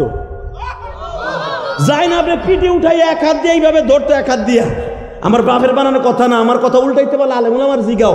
জায়নাবরে এইভাবে বুকি নিয়ে আমার নবী নামাজে খাড়াইতেন, কারণ মাটিতে রাখলে শিক্ষা দিত, টানতো, এই জন্য ধরে আবার বুকি নিত নামাজের মধ্যে, আবার বুকের মধ্যে ভয়, আবার সিজদা দিত। এই জন্য হুসাইন যেদিন কারবালার প্রান্তরে শহীদ হয়, এখন চিল্লাবার কানবা। জায়নাব হুসাইনের সাথে ছিল, হুসাইনকে বারবার বলছিল ভাইজান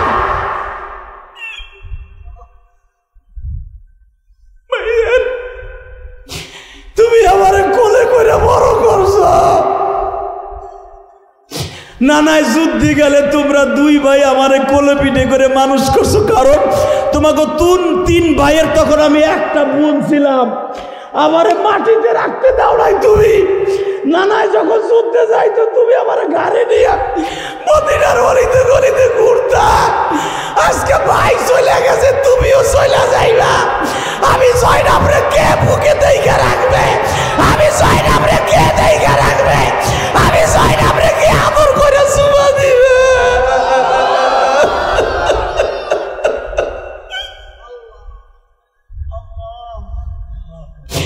কারবালা প্রান্তরে জয়নাবের স্বামীও মারা গেছে বাবা, জয়নাবের 2টা ছেলে তারাও মারা গেছে, জয়নাবের মেয়ের জামাইও মারা গেছে বাবা, সবাই শহীদ। জয়নাব হুসাইনের নিজের হাতে বাবা যুদ্ধের পোশাক পরায় দিছে। বাইরে এবার কপালে যখন সুমা দিয়া বলে, বাইরে মা যদি থাকতো তোমার সুমা দিত। মায়ের ডিউটি আমি পালন করলাম।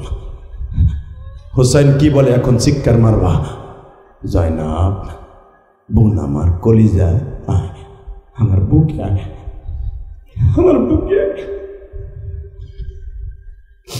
বোনরে বুকের মধ্যে নিয়ে, বোনদেরকে সুমা কেমনে দেবেন? সুন্নাত শেখেন আমার কাছ থেকে।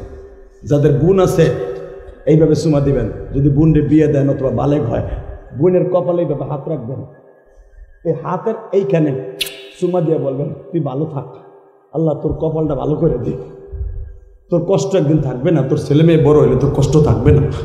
এইভাবে চুমা দিয়ে যদি দিতে পারো, জয়নাবের ভাই হুসাইনের গাড়িতে জান্নাতে যাবো। বোন রে চুমা দেবা কি? বোনের হক মাইরে খাওয়ার লেগে বুড়ে ঘুরতাছে, কথা কর না কেন? কারণ তুমি তো দুনিয়া বাইন্দা লইছো, হায়াত বাইন্দা লইছো ফেরাউনের মতো 400 বছর। এখন চিল্লাবার কানবা। জয়নাব কি করে তাই দেখো, আরে বাইর কোমরটারে শক্ত করে ধরে। কারণ হুসাইন অনেক লম্বা ছিলেন, আমার নবীর মতো ডাইরেক্ট। হুসাইনের চেহারা আমার নবীর মতো ছিল, ডাইরেক্ট হুবাহু। নবীর গাছ থেকেও মেশকাম্বারে ঘেরান আসতো, হুসাইনের গাছ থেকেও মেশকাম্বারে ঘেরান আসতো। হুসাইন ঘামাইলে মনে হইতো জান্নাতের খুশবু আসতেছে, কারণ হুসাইনের এমন কোনো শরীরের জায়গা ছিল না যেখানে আমার নবীর সুমা লাগে নাই। আমার নবী এই আঙ্গুল দিয়ে হুসাইনের গালের মধ্যে সবসময় এইভাবে ঘুরতেন, কারণ নবী জানতেন এই গালের মধ্যে দিয়ে হুসাইনের রক্তগুলা বের করবে ইয়াজিদ, এটা নবী জানতেন। এই জন্য হুসাইন মাঝে মাঝে কইতেন, বা না না তুমি মাঝে মাঝে দেখি আমার বাইরেও গালের মধ্যে জিব্বা দিয়ে ঘুটো, আবার তুমি আমার গলার মধ্যে বেশি সুমা দাও, আবার গালের মধ্যে জিব্বাটা দিয়ে 2-3 মিনিট রাইখে দিয়ে বুকের মধ্যে চাইপে ধরে রাখো, কারণ কি? আবার কান্দো কেন? তখন হুসাইন বলে, না না এখন বুঝবি না, একদিন এই কথাগুলো মনে পড়বে, তখন আর নানারে পাবি না। হুসাইন আজকে এই কথাগুলা মনে করে আর জয়নাবকে বলে, জয়নাব রে, নানা আমার 7 বছর বয়সে এই কথাগুলো বলেছিল, নানা ভাই একদিন আমার কথা মনে পড়বে, আমারে পাবি না।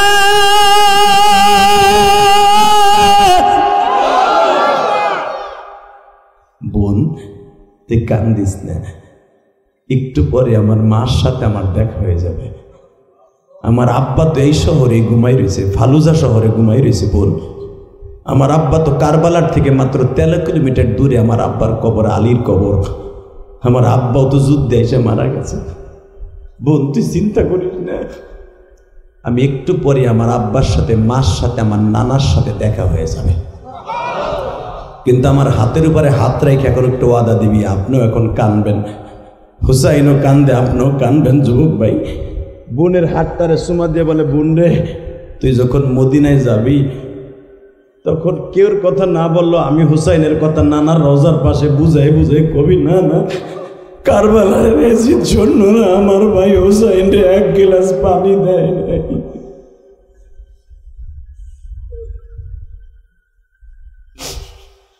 বাজান এই জন্য দেখবেন হাদিসে আসছে হুসাইনের ছেলে জয়নাল আবেদিন বাজান কোনদিন মৃত্যুর আগ পর্যন্ত বাবাই মুখে হাসি ছিল না। জয়নাব যতদিন বাইসা ছিল কোনদিন জয়নাব হাসে নাই রে ভাই। কারবালার থেকে 17 দিন পরে যখন জয়নাব নবীন নানার কবরের কাছে আসছে, সবাই জয়নাব রে ধরাধরি করে জিজ্ঞেস করে, হুসাইন রে কেমনে শহীদ করলো? জয়নাব বলে, আমি তোমাদের কাছে বইলে লাভ নাই, আমি আমার নানার কাছে বুঝাইয়া কই। নানার কবরের কাছে দাঁড়ায় বলে, নানা গো তোমার কলিজার টুকরা হুসাইন রে নির্মম ভাবে ইয়াজিদ সৈন্যরা হত্যা করছে নানা। হাদিসে প্রমাণ করে বাবা মুফতি আমিনী লেখেন, জীবনে কোনোদিন জয়নাবের এই মুখে হাসি ছিল না বাবা। আমি আপনাদের খেদমতে আরজ করতে চাই, এই ফাতেমা নবী বলতেছে, দাহিয়া রে আমার কলিজার টুকরা ফাতেমার বয়স যখন 11 বছর তখন আমি তায়েফের মাঠে গেছিলাম। আমি তায়েফের ময়দান থেকে ফিরে আসার পরে, ও দাহিয়া তুই তো তোর মেয়েটার জিন্দা দাফন করলি, দেখ আমার ফাতেমা মেয়েটা কি করে। সারা দুনিয়ার মেয়েটা বাবার জন্য পাগল। শোন দাহিয়া, দেখ মাইয়েরা বাপের কত পাগল। আমি তায়েফ থেকে আসলাম, তায়েফের এক বেঈমান লোহার একটা কোটা দিয়া আমার 2 ঘরের মাঝখানে একটা কোপ দিছিল, এতখানি আমার পিঠের মধ্যে ছিদ্র হয়ে গেছিল। ওই ছিদ্র জায়গাটা আমার ফাতেমা প্রতিদিন গরম পানি করে ড্রেসিং করত। যখনই আমার ফাতেমা এইভাবে নেকড়া দিয়ে ডলা দিত, আমি নবী লাভ দিয়ে উঠতাম, ফাতেমা আসতে ডলাতে মা অনেক কষ্ট পাই। দাহিয়ারে দেখ মেয়েরা বাবার কত পাগল। যখনই আমি বলতাম ব্যথা লাগে, আমার ফাতেমা আর কোনোদিন নেকড়া দিয়ে ডলা দেয় নাই, আর জিব্বা দিয়ে পরিষ্কার করতো আর বলতো, আব্বু এখন কি ব্যথা লাগে। আমি যখন ফাতেমারে জিজ্ঞেস করতাম, ফাতেমারে মা তুই যে আমার ওই গর্তের মধ্যে ওই ক্ষত জায়গাগুলো জিব্বা দিয়ে পরিষ্কার করস, তোর কি একটু ঘৃণা লাগে না রে মা?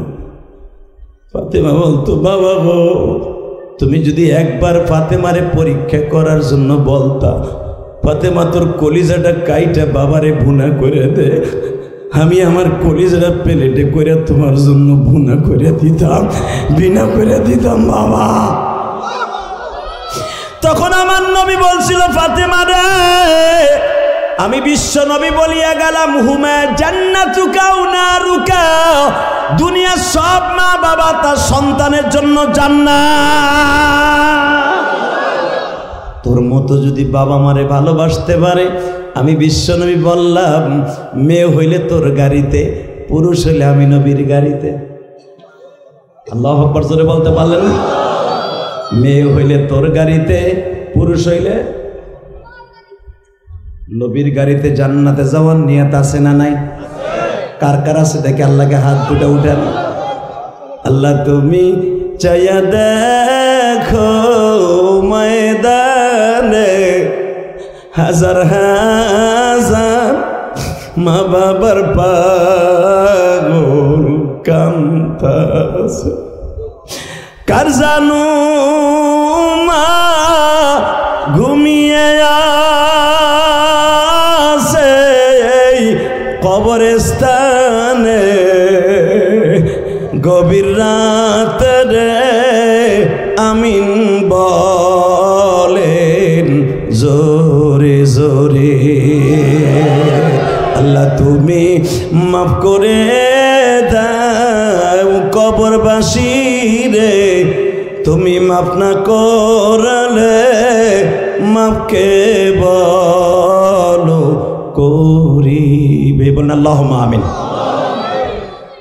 কষ্ট হইতেছে? হ্যাঁ, তাকানের দিকে। নবী আমার মেয়েরা জানতো না আমি একটু বড় জিন্দা দাফন করব। হঠাৎ করে আমার মেয়ে আমার দুলাবালু সরায়, আমি এইভাবে কোলের মধ্যে নিয়ে একটা লাথি দিলাম। নবী বলে কি করলি? লাথি দিলি? এরপরে শুধু লাথি দিলাম না হুজুর, এখন একটা চিৎকার মারো।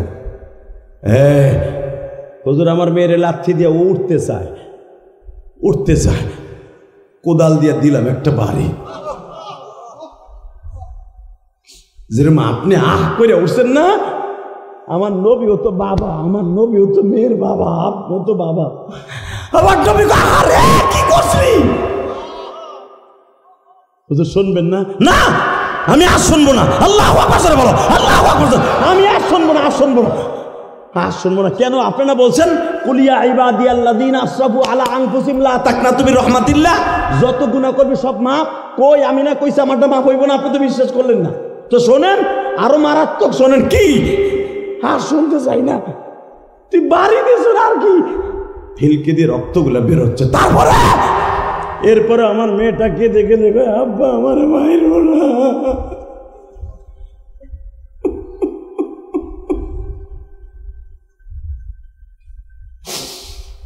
নবী গো,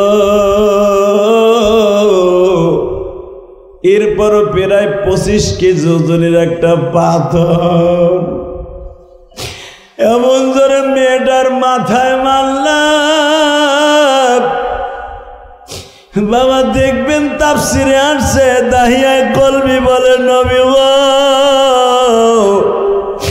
আপনি দি দেখতাছি জায়নামাজের উপরে পড়ে গেছেন গো নবী।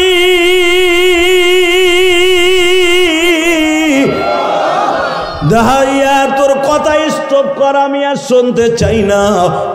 নবী গো, নবী আমার জিজ্ঞেস করে তুই কি তোর মেয়েটারে মাইরা তারপরে আস্তে আসতে পারছিলি? নবী এই জন্যই তো বলি আমার জীবনে গুনাহ মাফ হইব না। বাজান এখন অজরে কাঁদবা, মালিক যদি ওই গুনাহ মাফ করে দিতে পারে, তোমার আমার গুনাহ মাফ করে দিব। আমার নবী বলে দাগিয়া রে, তোর মেয়েটা কি তোর সামনে দাবায়া দাবায়া মারা গেল? ও নবী, যখন পাথরটা মারলাম এই মাথার সারাটা ফাইটা গিলুগুলা বের হয়ে গেল। পাথরগুলা মারতে মারতে জিন্দা দাফন করে চলে আসলাম। আমার মেয়েরা হাতের আঙ্গুলগুলা বের হওয়া ছিল, তখনও লড়তেছিল। ও মনে হয় বলতে চাইছিল আব্বা আমারে একা রাইখা যাইও না আব্বা।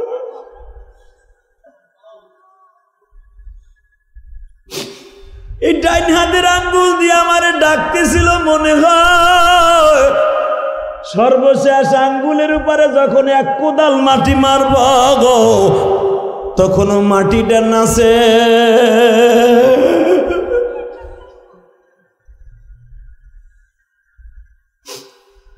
নবী আমার বলে দাহিয়ারে 8 বছর আগের ঘটনা এখন তোর কাছে কেমন লাগে? বাজান এখন একটা চিৎকার মাইরব। দাহিয়া বলে হুজুর, আমার বিবি যখন শুনলো মেয়েরে মাইরা আসছি, আমার বউ একটা দৌড় দিল মেয়ের জন্য। পাগল হয়ে আমার স্ত্রীও মারা গেল। নবী আমি দাহিয়াও পাগল হয়ে গেছিলাম। রাত্রে যখন ঘুমাইতে যাইতাম, ওই যে আমার মেয়ে যে 5টা আঙ্গুল উঁচা করে এইভাবে 3টা আঙ্গুল দিয়ে ডাকতেছিল, আমি ঘুমের ঘরেও দেখি আমার মেয়ে আমার ডাকে আর বলে আব্বু আমারে উঠাই লইয়া যাও গো আব্বু, আমারে রাইখা যাও না। হুজুর 8 বছর হয়ে গেল, এখনো পর্যন্ত পুরা রাত্র ঘুমাইতে পারি না। নবী কালেমা পড়ছি, আমার এক গ্লাস পানি দিয়া আমার বুকটা ঠান্ডা করে দেন বাজান। এখন একটা আওয়াজ দিও। আমার নবী বলে, দাহিয়া রে যা যা, আমি নবী আর সহ্য করতে পারতেছি না। যদি আমি সহ্য করতে পারতেছি না রে দাহিয়া, আমি বৈশ্য নবী বললাম তোর ওই মেয়ে হত্যার গুনাহ আল্লাহ মাফ করে দিছে।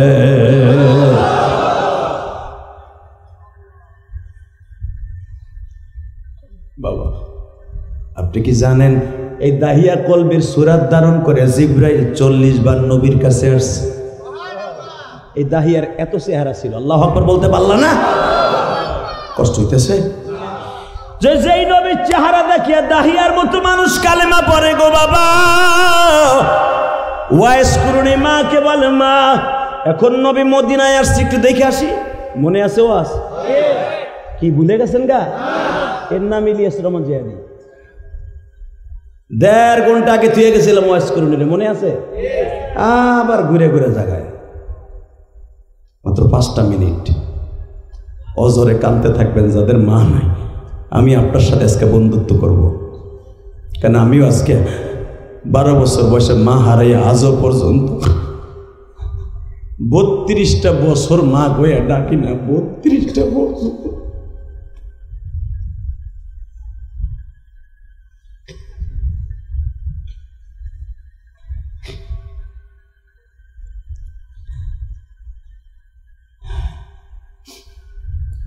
মা নবী মদিনায় সেটা যাই মা, না যাওয়া যাবে না। এ মা তুই কি আসলে মুসলমান না অন্য কিছু? চুপ চুপ, আমি বলছি যাওয়া যাবে না, বাস যাবি না। ঠিক আছে গেলাম না, যা। হঠাৎ করে 2.5 বছর যাইতে না যাইতে কে যেন ইয়ামানের রাজধানী দিয়ে বলে যাইতেছে, তোমরা যারা মুসলমান তখন নবীরে দাঁত ভেঙে দিছে। আসলে আপনাকে কষ্ট হয়ে গেছে। আল্লাহুম্মা আমিন। রব্বানা যালামনা আনফুসানা ওয়া ইল্লাম তাগফির লানা ওয়া তারহামনা লানাকুনান্না মিনাল খাসিরিন। ধরতো না? তাহলে আওয়াজও দিবা না, মুনাজাত করবা না, করবা কি? Ready ready. কে জানো বলে যায় রে, তোমরা যারা ইয়ামানে মুসলমান আছো, তোমাদের মুসলমান লিডার মুহাম্মাদের দাঁত ভাঙা দিছে।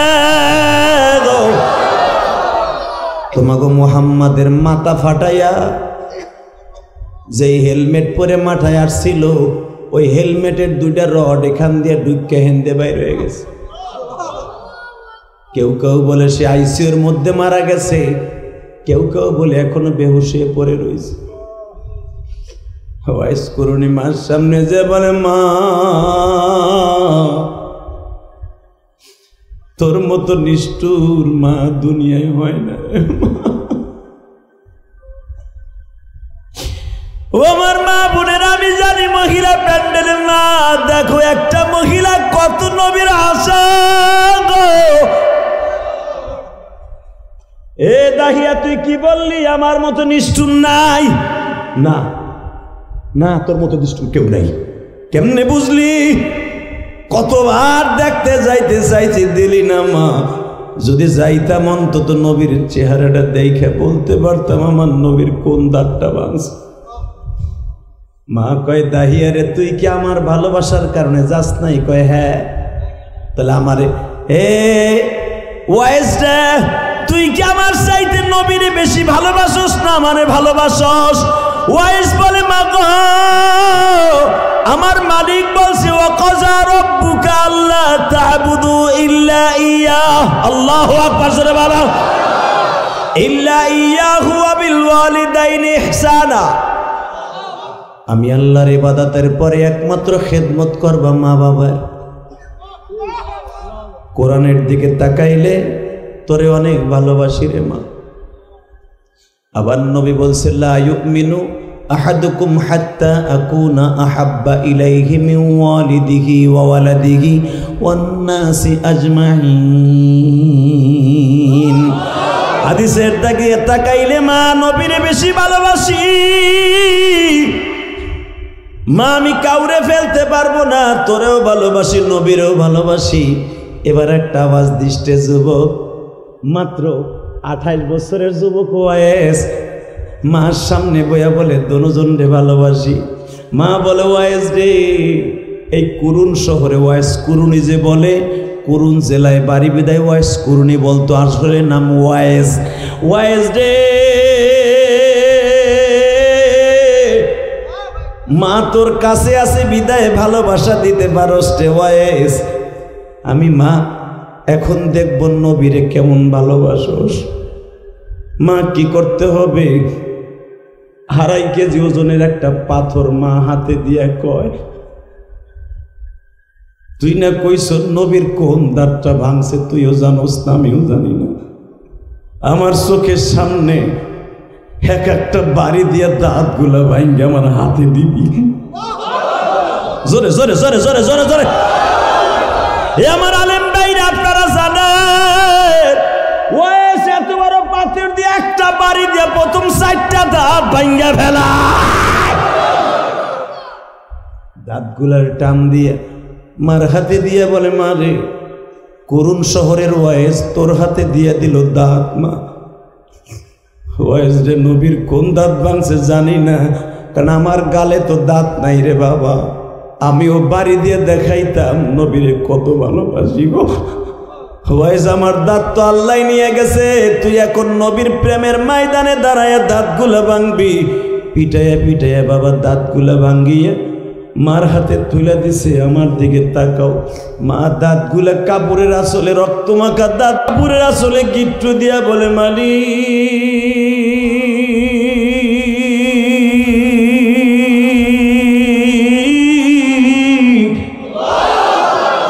আমার ওয়াইজের দাঁতগুলা কি একদিন কাজে লাগবো নি?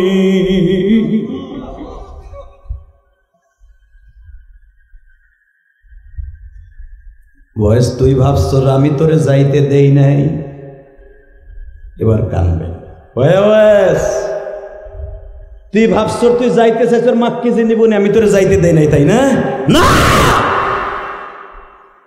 মদিনায় আসছে তুই যাইতে চাইছ গাঠটি বাইন্দা, যাইতে দেই নাই, আমি যাইতে দেই নাই, তাই না? না, যখনই তুই গাঠটিটা বাইন্দা আমার সামনে বলতি মা আমি যাই, তার আগের দিন রাত্রে আমার নবী স্বপ্নে আমার সামনে দাঁড়াইতো। জোরে জোরে জোরে জোরে জোরে জোরে। ওয়াইজের মা আমার এই বডিগার্ড হিসেবে দেখার লাগে হাজার হাজার সাহাবী আছে, আর তুমি মায়ের দেখার লাগে ওয়াইজ ছাড়া ওই পাহাড়ে কেউ নেই। ও মায়ের পাগল বাইরে রে, ওয়াইজ কুরুনি কেন জীবনে মার কারণে দেখতে পারল না? ওয়াইজ বলে মাই কি কস? হ্যাঁ, যখনই তুই যাইতে চাইতি নবী আমার সামনে দাঁড়ায় বলতো ওয়াইজের মা ওয়াইজ যেন আমার কাছে না আসে, ও আমারে না দেখা কিয়ামতের মাঠে ওর সাথে আমার দেখা হইব। ওরে আমি স্বপ্নের ভিতরে কালেমা পড়াইছি, তোমারে পড়াইছি, কিয়ামতের মাঠে সবার সামনে আমার ওয়াইজরে প্রকাশ করব, এবং আমি নবী দুনিয়ার থেকে যাওয়ার আগে আমার সব সাহাবীর সামনে ওয়াইজরে বক্তব্য দিয়ে পরিচয় করায় দেব। ও আমার আলেম ভাইরা, আপনারা জানেন আমার নবী ইন্তেকালের সময় একটা জামা বালিশের নিচের থেকে টান দিয়ে বের করে বলে, আলী কই গো, আমার শ্বশুর ওমর কই?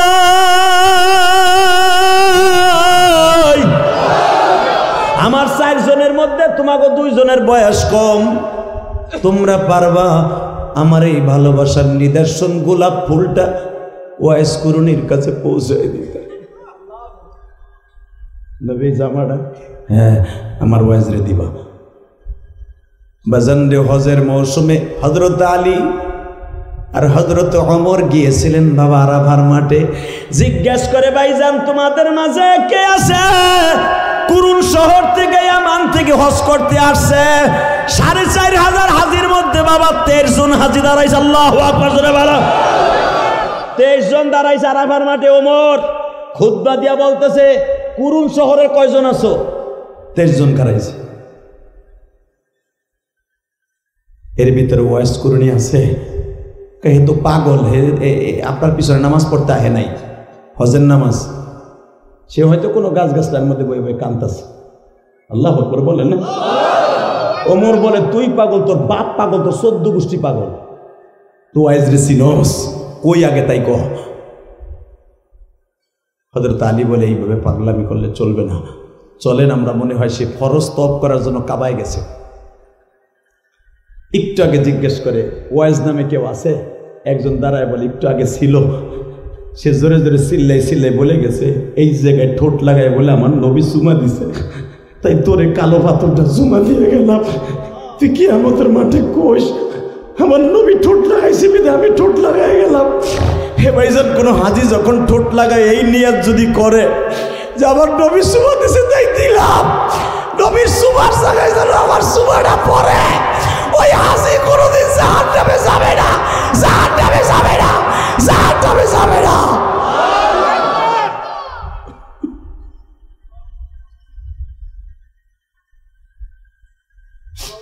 এই জন্যই তো কইছেন নবী মান হাজ্জা লিল্লাহ ওয়ালাম ইয়ারফাস ওয়ালাম ইয়াফসুক রাজাকা ইয়াউমিন ওয়ালাদাতহু উম্মুহু। হাজি যখন হজ করে বাড়ির দিকে রওনা দেয় সে এমন নিষ্পাপ হয়ে যায় মনে হবে তার মায়ের গর্ভ থেকে ভূমিষ্ঠ হয়ে আসলো। এমনি এমনি বলে নাই তো আল্লাহ।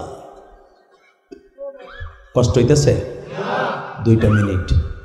এই ওয়াইস হজরে আসার সুমা দিয়ে চলে গেছে তায়েফে। ওমর বললেন বুঝছি পাগলা ওইখানেই গেছে, কারণ ওয়াইস মদিনায় যাবে না এটা আমরা জানি। মারহাবা বলেন। ওয়াইসকে নবী জীবদ্দশায় বলে গেছে স্বপ্নের ভিতরে ওয়াইস হজ করতে আসবি, তোর পরে হজ ফরজ, তোর মদিনায় আসা লাগবে না, কারণ মদিনা আইসা যদি তুই আমার ডাক দাস আমি নবী সহ্য করতে পারবো। নবীর কিছু আশেক ছিল, চরমোনার মাঠে কিছু পাগল যায় দেখিনি বা, যে পাগলগুলা খালি ওই ফজলুল করিমের ইসাক রহমাতুল্লাহ কবরের পাশ দিয়ে ঘুরে আর চিল্লায় আর মাসুক মাসুক কইয়ার মৌলারে তালাশ করে। চরমোনার মাঠে সব পাগল এক না, কিছু কিছু পাগল আছে যেগুলা 5 সবক পাচন 5 জারি হয়ে গেছে, কলব 24 ঘন্টা চালু। যখন জেরেকের আরম্ভ হয়ে যায় মৌলার ইশকের আগুন ওদের মধ্যে উতাল পাতাল খাইতে থাকে, তখন বাস পাইয়া উঠে লাফালাফি আরম্ভ করে, তখন তাদের পাগল বলে গালি দেয়। আসলে এই পাগলগুলা দুনিয়ার পাগল না, ওদের মাঝের মৌলার মাঝে তখন আর কোনো পর্দা থাকে না, পর্দা থাকে না, পর্দা থাকে না। আল্লাহু আকবার। এই জন্যই তো নবী বলছে হাত্তা ইয়াকুলু মাজনুন, তুই এমন ভাবে যে করবি তোর জন্য মানুষ পাগল কয়। কষ্ট হইতেছে? 2 মিনিট। এ যুবক টাকা এইদিকে। ওয়াজ বলে হযরত আলী আর ওমর বলেন চলো আমরা তায়েফে যাই। বাজান এই যে আমার মাথায় যে চুল দেখতেছেন, এই যে আপনাকে ওই দাওয়াতটা আমি নিচ্ছি, ওই হুজুর জানে উমরায় যাওয়ার মাত্র কয়েকদিন আগে, না উমরায় থেকে আসার পরে, আলহামদুলিল্লাহ বলেন, উমরার থেকে আসার পরে আপনাদের এই দাওয়াতটা আমি নিছি। আমার এই উমরার থেকে আসার যে চুলটা দেখতেছেন, এই চুলটা খালি কাটিং করছি পাশ দিয়া, মাঝখানে ঠিক বরকত রাইখে দিছি। ও বাবা আমি ওয়াদা করে গেলাম আপনি না উমরা যাইতে পারবেন খুব তাড়াতাড়ি, আপনিও না হজে যাইতে পারবেন খুব তাড়াতাড়ি। যদি কোন জেহাদি ভাই কেমনে যাবো, আমি আল্লাহরে সাক্ষী রেখে রাত 12টা পৌনে 12টার সময় বলে গেলাম যদি আপনি এখন চোখের পানি ছাইরে দিয়া ওয়াইজের মতো আল্লাহরে বুঝে কইতে পারেন এই মাছ সারার আগে আপনি কবে যাবেন, কোন মাসে যাবেন, আল্লাহর খাতা এখন উঠে যাবে। রেডি রেডি রেডি হন।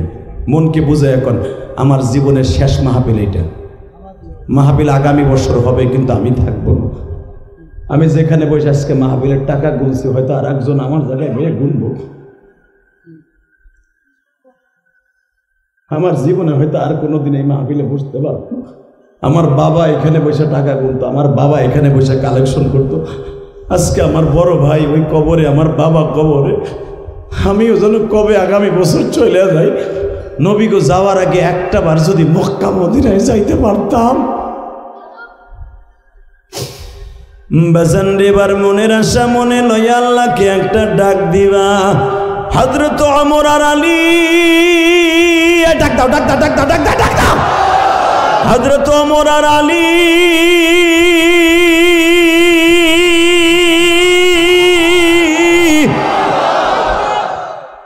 বাজান আমি গত মাসের 27 তারিখ আসলাম।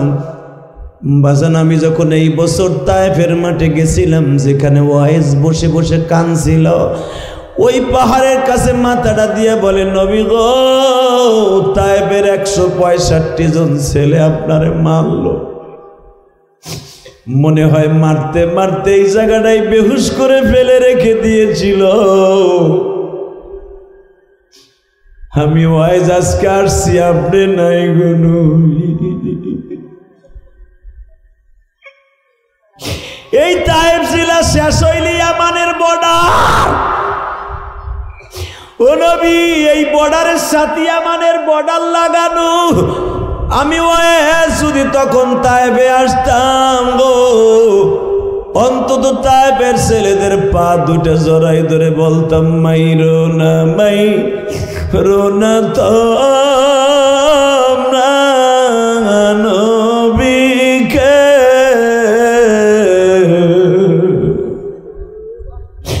যার ওসিলায় তামাম জাহান বানাইছে। সিজদায় বসে এইগুলাই কইতাছে, যার ওসিলায় তামাম জাহান বানাইছে, যার নয়নে নয়ন যে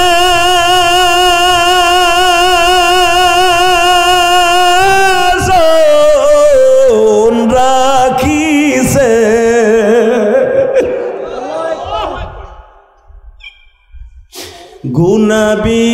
গুনাবিহীন এই ধরাতে বাসিছে। মাইরো না, মাইরো না তায়েফবাসী দয়ার নবীকে, যার ওসিলায় তামাম জাহান বানাইছে। বাজান এখন চোখের পানি দিয়ে আমি বলছিলাম না উমরার ওয়াজে যাইতে পারবো। মালিক রে বুঝায়া বলো, মালিক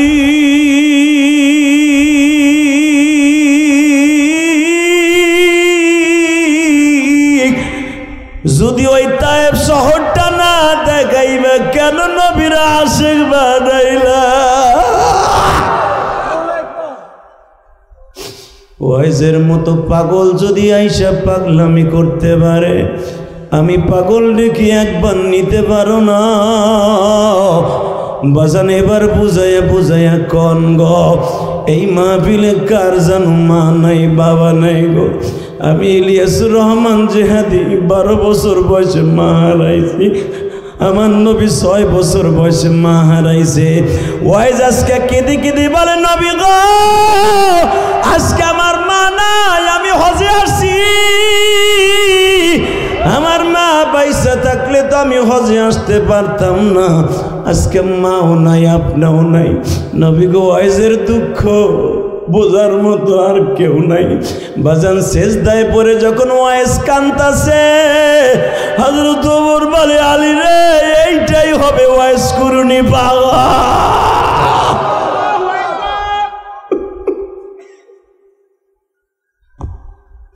সেজদা থেকে মাথা উঠানোর পরে অবাজান জামাটা যখন সামনে নিছে, ওয়াইজ বলে, তোমার নাম কি? ওমর। আসলে আপনাদের কষ্ট হয়ে গেছে, তা না হলে এই কথাটা শোনার পরে এত জোরে আল্লাহু আকবার বলতেন। জীবনে কোনোদিন ওয়াজি ভাই আল্লাহু আকবার বলেন নাই। আমি আবার বলছি, কেমন আসে কেইটা জীবনে ওমরের সাথে দেয়া হয় নাই। ঘাটটা বাম দিকে ঘুরে বলে, তোমার নাম না ওমর? তোমার নাম না হাসানের আব্বা, নবীর জামাই আলী? কথা কইতেছ মুক্তার দানার মতো, দাঁতগুলো জল জল করতেছে, দাঁতে দিয়ে একটা স্পোর্টও নাই তোমার। ওমর বলে, এই জামাটা আমার নবীর হাদিয়া, আপনি আমার নাম কেমনে ওমর জানলেন? আরে তোমরা যে জামা নিয়ে আইবা, আমার মাসুক আমার সবটাই বলে দিছে, আমার মাসুক আমার সবটাই বলে দিছে। আমি তার আশেক, আমার মাসুক কইব না। কিন্তু আমার দুঃখের বিষয়ে আলী, তোমার গাল ভরা দাঁত, আলী তোমার সামনেই বলে নবীরে দাঁত ভাঙছে, তুমি কি একটা গুঁতা দিয়ে অন্তত একটা দাঁত ভাঙে নবীরে দেখাইতে পারো নাই যে তুমি নবীর জামাই? আলী মুখটা চোখটা সাইপা ধরে বসে পড়ে কয়, আমি এই জন্যই তো বুঝছি জামাটা তার নাতিরে না দিয়া, তার মেয়ে ফাতেমারে কাফন হিসাবে না দিয়া কেন আপনারে দিয়ে গেছে। গালটারে ফাঁক করে বলতেছে, আলী দেখো এই দাঁতগুলো পিড়ে পিড়ে ভাঙছি। কিন্তু হযরত ওমর লাভ দিয়ে দাঁড়ায় বলে, আচ্ছা আপনি এত আশা করে নবীর লোকে দেখা করতে যান নাই কেন? এখানেই তো ফ্যাক্টরে ওমর। ওমর তোর মা আছে? না, আমার মা আজকে নাই, ওই বুড়া মহিলার লেগে যাইতে পারি না। কিন্তু ওই বুড়া মহিলার দোষ না রে, এটা আমার নবীর দোষ না রে। হয়তো দুনিয়া আমার লগে তার দেখা হইব না, আমার মাসুকের সাথে কিয়ামতের মাঠে দেখা হবে, কিয়ামতের মাঠে দেখা হবে, কিয়ামতের মাঠে দেখা হবে। এই হাদিসের দ্বারা বোঝা যায় আমরা নবীরে দেখি নাই, কিয়ামতের মাঠে দেখবো। ওয়াইস কুরআনের সাথে মিছিল করতে করতে বিশ্বনবী সাক্ষাতে যাব, আমার এই নবীরে যদি কেউ গালি দেয়, আরে বাংলাদেশের জায়গায় পুঁতে ফেলাবো, জায়গায় পুঁতে ফেলাবো, জায়গায় পুঁতে ফেলাবো। কে কে রাজি আছো?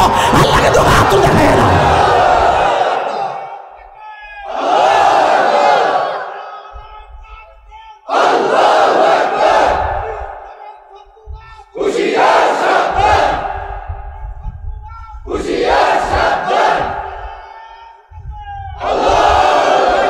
এই সাথে অ্যাড করো, কাদিয়ানি কাদিয়ানি কাদিয়ানি কাদিয়ানি। আহমদ শফি আল্লাহর কুতুব জিন্দা ওলি মরার আগে বলে গেছিল, শেখ হাসিনা রে অন্তত মরার আগে আমার কানে একটু কোন কাদিয়ানিরা কাফের। শুনে যেতে পারে নাই। আমরা বর্তমান সরকার যিনি আছেন ওনার কাছে দুটা পায়ে হাত দিয়ে বলবো, অন্তত আপনি আমাদেরকে একটু কানে শোনান, অন্তত সোনার গায়ের মুসলমান শুনুক, নারায়ণগঞ্জের মুসলমান শুনুক, গোপালগঞ্জের মুসলমান শুনুক, মানিকগঞ্জের মুসলমান শুনুক, কিশোরগঞ্জের মুসলমান শুনুক, যত গঞ্জ আছে পুর আছে সবাই শুনুক যে বাংলাদেশের কাদিয়ানিরা কাফের। চান না? চান? আপনি জানেন কাদিয়ানি বই পড়ছেন? আমার নবীর চরিত্রের ডাইরেক্ট কথা বলে, নবী মুহাম্মদ ছিল লুচ্চা। জানেন ওরা কি বলে? কয় গোলাম মোহাম্মদ কাদিয়ানি হলো ফেরেশ নবী, যেই বদমাইশ মরছে বাথরুমের মধ্যে আত্মহত্যা কইরা, যার গলিত পচা লাশ 21 দিন পরে পাওয়া গেছে ম্যান হলের মধ্যে, বাথরুমের মধ্যে। সেই বদমাইশ নবী হয় কেমনে? জীবন যাক আর থাক, কাদিয়ানি গো মুসলমান ঘোষণা করতে হবে। রাজি আছেন না নাই?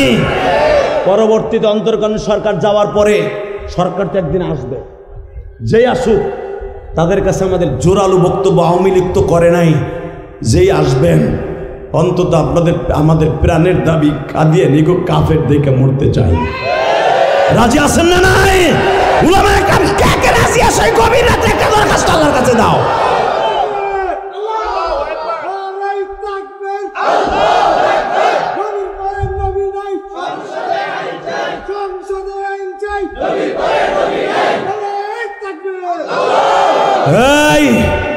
এই কথাটা কত বড় দামি জানেন? জান্নাতের চাইতে দামি। নবীর পরে নবী নাই সংসদে। এ চাচা কইয়া মর মর মরে তো যাবা 5 বছর পরে এমনি। জন্ম যেরকম ভাবে সত্য এই কথাটাও সত্য, কোরআন যেরকম সত্য এই কথাটাও সত্য। নবীর পরে সংসদে কাদিয়ানি কাদিয়ানি, জোরে কাদিয়ানি কাদিয়ানি। আপনাকে সম্মেলন সার্থক বলছেন না? নবীর পরে নবী নাই, সংসদ আইন চাই, আপনাকে সম্মেলন সার্থক। ওই যে কবরওয়ালারা শুনতাছে, ওরা জানে নবী কি, আপনার আমি বুঝবো না। আপনার আমি তো এখনো পাইছে রয়েছে আওয়ামী লীগ আমার কাছে বড়, বিএনপি আমার কাছে বড়, জামাত আমার কাছে বড়, ইসলামী আন্দোলন আমার কাছে বড়, আমার পীর বড়, আমার নেতা বড়, কিন্তু বিশ্ব নেতা যিনি তার কথা মনে নাই। কবরওয়ালারে জিজ্ঞেস করো ওদের কাছে নবী আবার কত দাবি, কথা কও না কেন? কবরে যাইবার পরে জিজ্ঞেস করবে মার রব্বু কমান দিনু কমান নাবিয়ুক বুইতা ফিকুম মান হাদার রাজুল। খালি ঘুমাইবা না হয় না, তখনই জিগাইব বল তোর রবকে, বল তোর দিন কি। বুইসা ফিকুম মান হাদার রাজুল, কল এই লোকটারে চিনুস কিনা। এই যে আজকে বলছেন না নবীর পরে নবী নাই, সংসদে কাদিয়ানি কাদিয়ানি। আপনার মুখ দিয়ে বলতে হবে না বুইসা ফিকুম মান হাদার রাজুল, এই লোকটাকে আপনার বলতে হবে না, অনাসি মুখতে বের হয়ে যাবে এ তোমার পেনানের নবী। কালকে না মিছিল দিয়ে আইছি, কালকে না বলে আইছি। আমি আল্লাহর কসম করে বলে গেলাম আজকের মাহফিলের সর্বশেষ বক্তব্য এটাই। কারণ কবরের 3টা প্রশ্নের জবাবের সবচেয়ে মার্সেন জবাব হলো নবীর পরে নবী নাই, কাদিয়ানি কাদিয়ানি। আমার নবীর পরে পৃথিবীতে কোনো নবী নাই, নাইবে নবী আছে, ডাইরেক্ট নবী নাই। কথা বলে না কেন? অতএব একটা কথা বলতে চাই, কবরে যাওয়া লাগবে কি লাগবে না? আমার জনম দুঃখিনী মা আমার এন্তেকালের 3 মাস আগে, আমার জীবনের শেষ বিদায়ের আগে বলে গেছিল, ইলিয়াস যদি কোনোদিন টাকার মালিক হওয়ার একটা মসজিদ বানাইস। কেরানীগঞ্জ ওই হুজুর দেখে আসছে, জিজ্ঞেস করেন ও তো মাহারা, আমিও মাহারা। আমি আমার মায়ের জন্য আল্লাহকে সন্তুষ্ট করতে যাই আমি 4 কোটি টাকা খরচ করে একটা মসজিদ বানাইছি। যে মসজিদ আমি জুমার নামাজ পড়াই, ইউটিউবে দেখবেন আমার জুমার বয়ানগুলো, আমার মসজিদটা কি সুন্দর করছি, আমার বাড়ির চাইতে সুন্দর করছি, মন মতো করছি। কারণ আমি তো কাউকে বলি নাই আমার 10টা টাকা দেন। হ্যাঁ, কেউ যদি দিছে আমি নিছি, আলহামদুলিল্লাহ বলেন। প্রতিদিন আমার ভাইরা এই যে এখানে বসার সাথে সাথে দেখছেন না, এক চাচা, কোন চাচা 500 টাকা দিলেন আমার মসজিদে। আর একজন একটা মেয়ে নিয়ে এসে আমার হাতের মধ্যে কোলে, এর মা আপনার মসজিদে 100 টাকা দিছে। এই টাকাটা আমার কাছে 50,000 কোটি টাকা। আমি কোনো এমপি মন্ত্রীর কাছ থেকে 1টা টাকা নিয়ে বিগত সরকারের আমলে আমি মসজিদ করি নাই। জায়গাটা কিনছি 1 কোটি 20 লাখ টাকা দিয়ে, 20টা পয়সাও আমি কারো কাছ থেকে নেই। মসজিদ 2 তলা করছে এ পর্যন্ত আমার নিজের রক্ত পানি করে পয়সা, কারণ আমার ওয়াজের সমস্ত টাকাগুলো মসজিদে যায়। আমি সারা জীবন ওয়াজ করি একটা, আমার টাকায় অনেক বরকত, আলহামদুলিল্লাহ বলেন। আমি 35 মিনিট আধা ঘন্টা ওয়াজ করি না, আমি সারা জীবন একটা ওয়াজ করি, মাহফিলের হক আদায় করে দিয়ে তারপরে মাহফিল সারি। আলহামদুলিল্লাহ বলতে পারলেন না? আমি এখানে এসে টাটকা 2 ঘন্টা ঘুমাইছি, ব্যাটারি পুরো চার্জ দিছি। কারণ ঘুম যে বান্দার ব্যাটারি চার্জ, আমি কই নাই, কোরআনে কইছে ওয়াজআলনা নাওমাকুম, কোরআনে আছে না নাই? এ ঘুম হলো বান্দার ব্যাটারি চার্জ। কথা কর না কেন? তো ব্যাটারি চার্জ দিয়ে উঠছি, শক্তি কেমনি হয় নাকি বিয়া? 26 বছর ওয়াজ করি, ভাবনি যে আজকে আমার প্রথম ওয়াজ। গতকালকেও যে আমি চিল্লাইছি, আজকে আরো বেশি চিল্লাইছি। এই ব্যাটারির চার্জ এমনি এমনি আসে না, উপরের থেকে আসে। আল্লাহু আকবার জোরে বলতে পারলেন না? আমার মতো বক্তারে, আমাদের মতো বক্তা যারা ওয়াজে আপনারা আনেন, হক্কানি উলামা একরাম আনবেন, যাদের টাকাগুলো মসজিদ মাদ্রাসায় খরচ হয়। শুধু আপনাদের 2টা পাও ধরে বলে যাব, এই মসজিদটা কেন করছি, মাদ্রাসাটা কেন করছি জানেন? আমার মায়ের ওসিয়ত পালন করছি। আল্লাহ বলছে হাদিসে কুদসি, মান বানা লিল্লাহি মাসজিদান বানাল্লাহু লাহু বাইতান ফিল জান্নাহ, যে মসজিদ ঘর বানাবে আমি আল্লাহ তাকে জান্নাতি ঘর বানাই দেব। কোন ইবাদতে আল্লাহ কয় না জান্নাতে ঘর বানাই দেব, একমাত্র মসজিদ বানাইলে কইছে জান্নাতে ঘর বানাই দেব। 30টা সেকেন্ড আমি বলবো, আমি আপনাদের কাছে কিচ্ছু চাই না, শুধু দোয়া চাই আমি যেন জান্নাতের ওই ঘরটা 5 তলা করে কবরে যেতে পারি। আমি ওই কবরে ঘুমাবো, আপনি ওই কবরে ঘুমাবেন। আমার মা মৃত্যুর 3 মাস আগে 1 প্লেট দুধ ভাতের মধ্যে নিজে সেটকায়, আমার আব্বা গাবি পালে আমার জন্মের আগের থেকে। আমার আব্বার আতালে এখনো 3টা গাই, আলহামদুলিল্লাহ বলেন। কারণ আমার আব্বা কেন গাবি পালে? আমার আব্বা দুধ ছাড়া ভাত খাইতে পারে না, সেই ছোটকাল থেকে, ল্যাংটা কালের থেকে। এখন তো আমার আব্বার সুখের অভাব নেই, হজ করাই আনছি, উমরা করাই আনছি, আলহামদুলিল্লাহ বলেন। আমার আব্বা আমাকে আমি ইলিয়াস রহমান জিহাদিরে 10টা টাকা দিতে তৌফিক ছিল না। এখন আমার আব্বা এই যে গত মাসেও আমি যে মসজিদের, আমার মা যে মসজিদের সামনে ঘুমায় আছে, আমার মা গ্রামের বাড়ি, তো আমি তো ঢাকায় করছি মসজিদ, আমার গ্রামের বাড়ির সভাপতি আমার আব্বা যে মসজিদের সভাপতি, আমার মা যে মসজিদের সামনে ঘুমানো আমাদের গ্রামের, ওই মসজিদে আমি গত মাসে 8 লক্ষ টাকা দিয়েছি। খালি কোন আলেমরা কিছু দেয় না তো থাপড়ে গাল ফাটা হালাবো, কথা বলেন না কেন? আলেমরা যেমনে কামায় হেমনে আল্লাহ রাস্তা খরচা করে, কারণ আলেমরা জানে আমার দুনিয়ায় বাড়ি গাড়ির সাথে যাবে না, জান্নাত সাথে যাবে, মাদ্রাসা মসজিদ সাথে যাবে। অতএব আমার দিক তাকাবেন।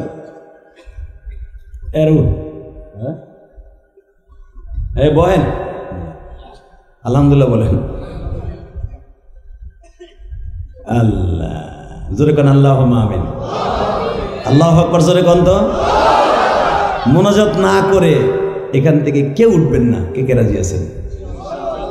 আল্লাহ দেহ তো কে হাত নিচে রাখছে, ও যেন হাত ঠিক করে বাইতে যেতে না পারে, কারণ তোমার আলেম ওয়াদা নিতেছে, এখানে তো কোনো এমপি মন্ত্রী নেয় নাই। আল্লাহ যারা হাত দুটা তুলছে একসাথে আমাকে জান্নাত নসিব করে দিও।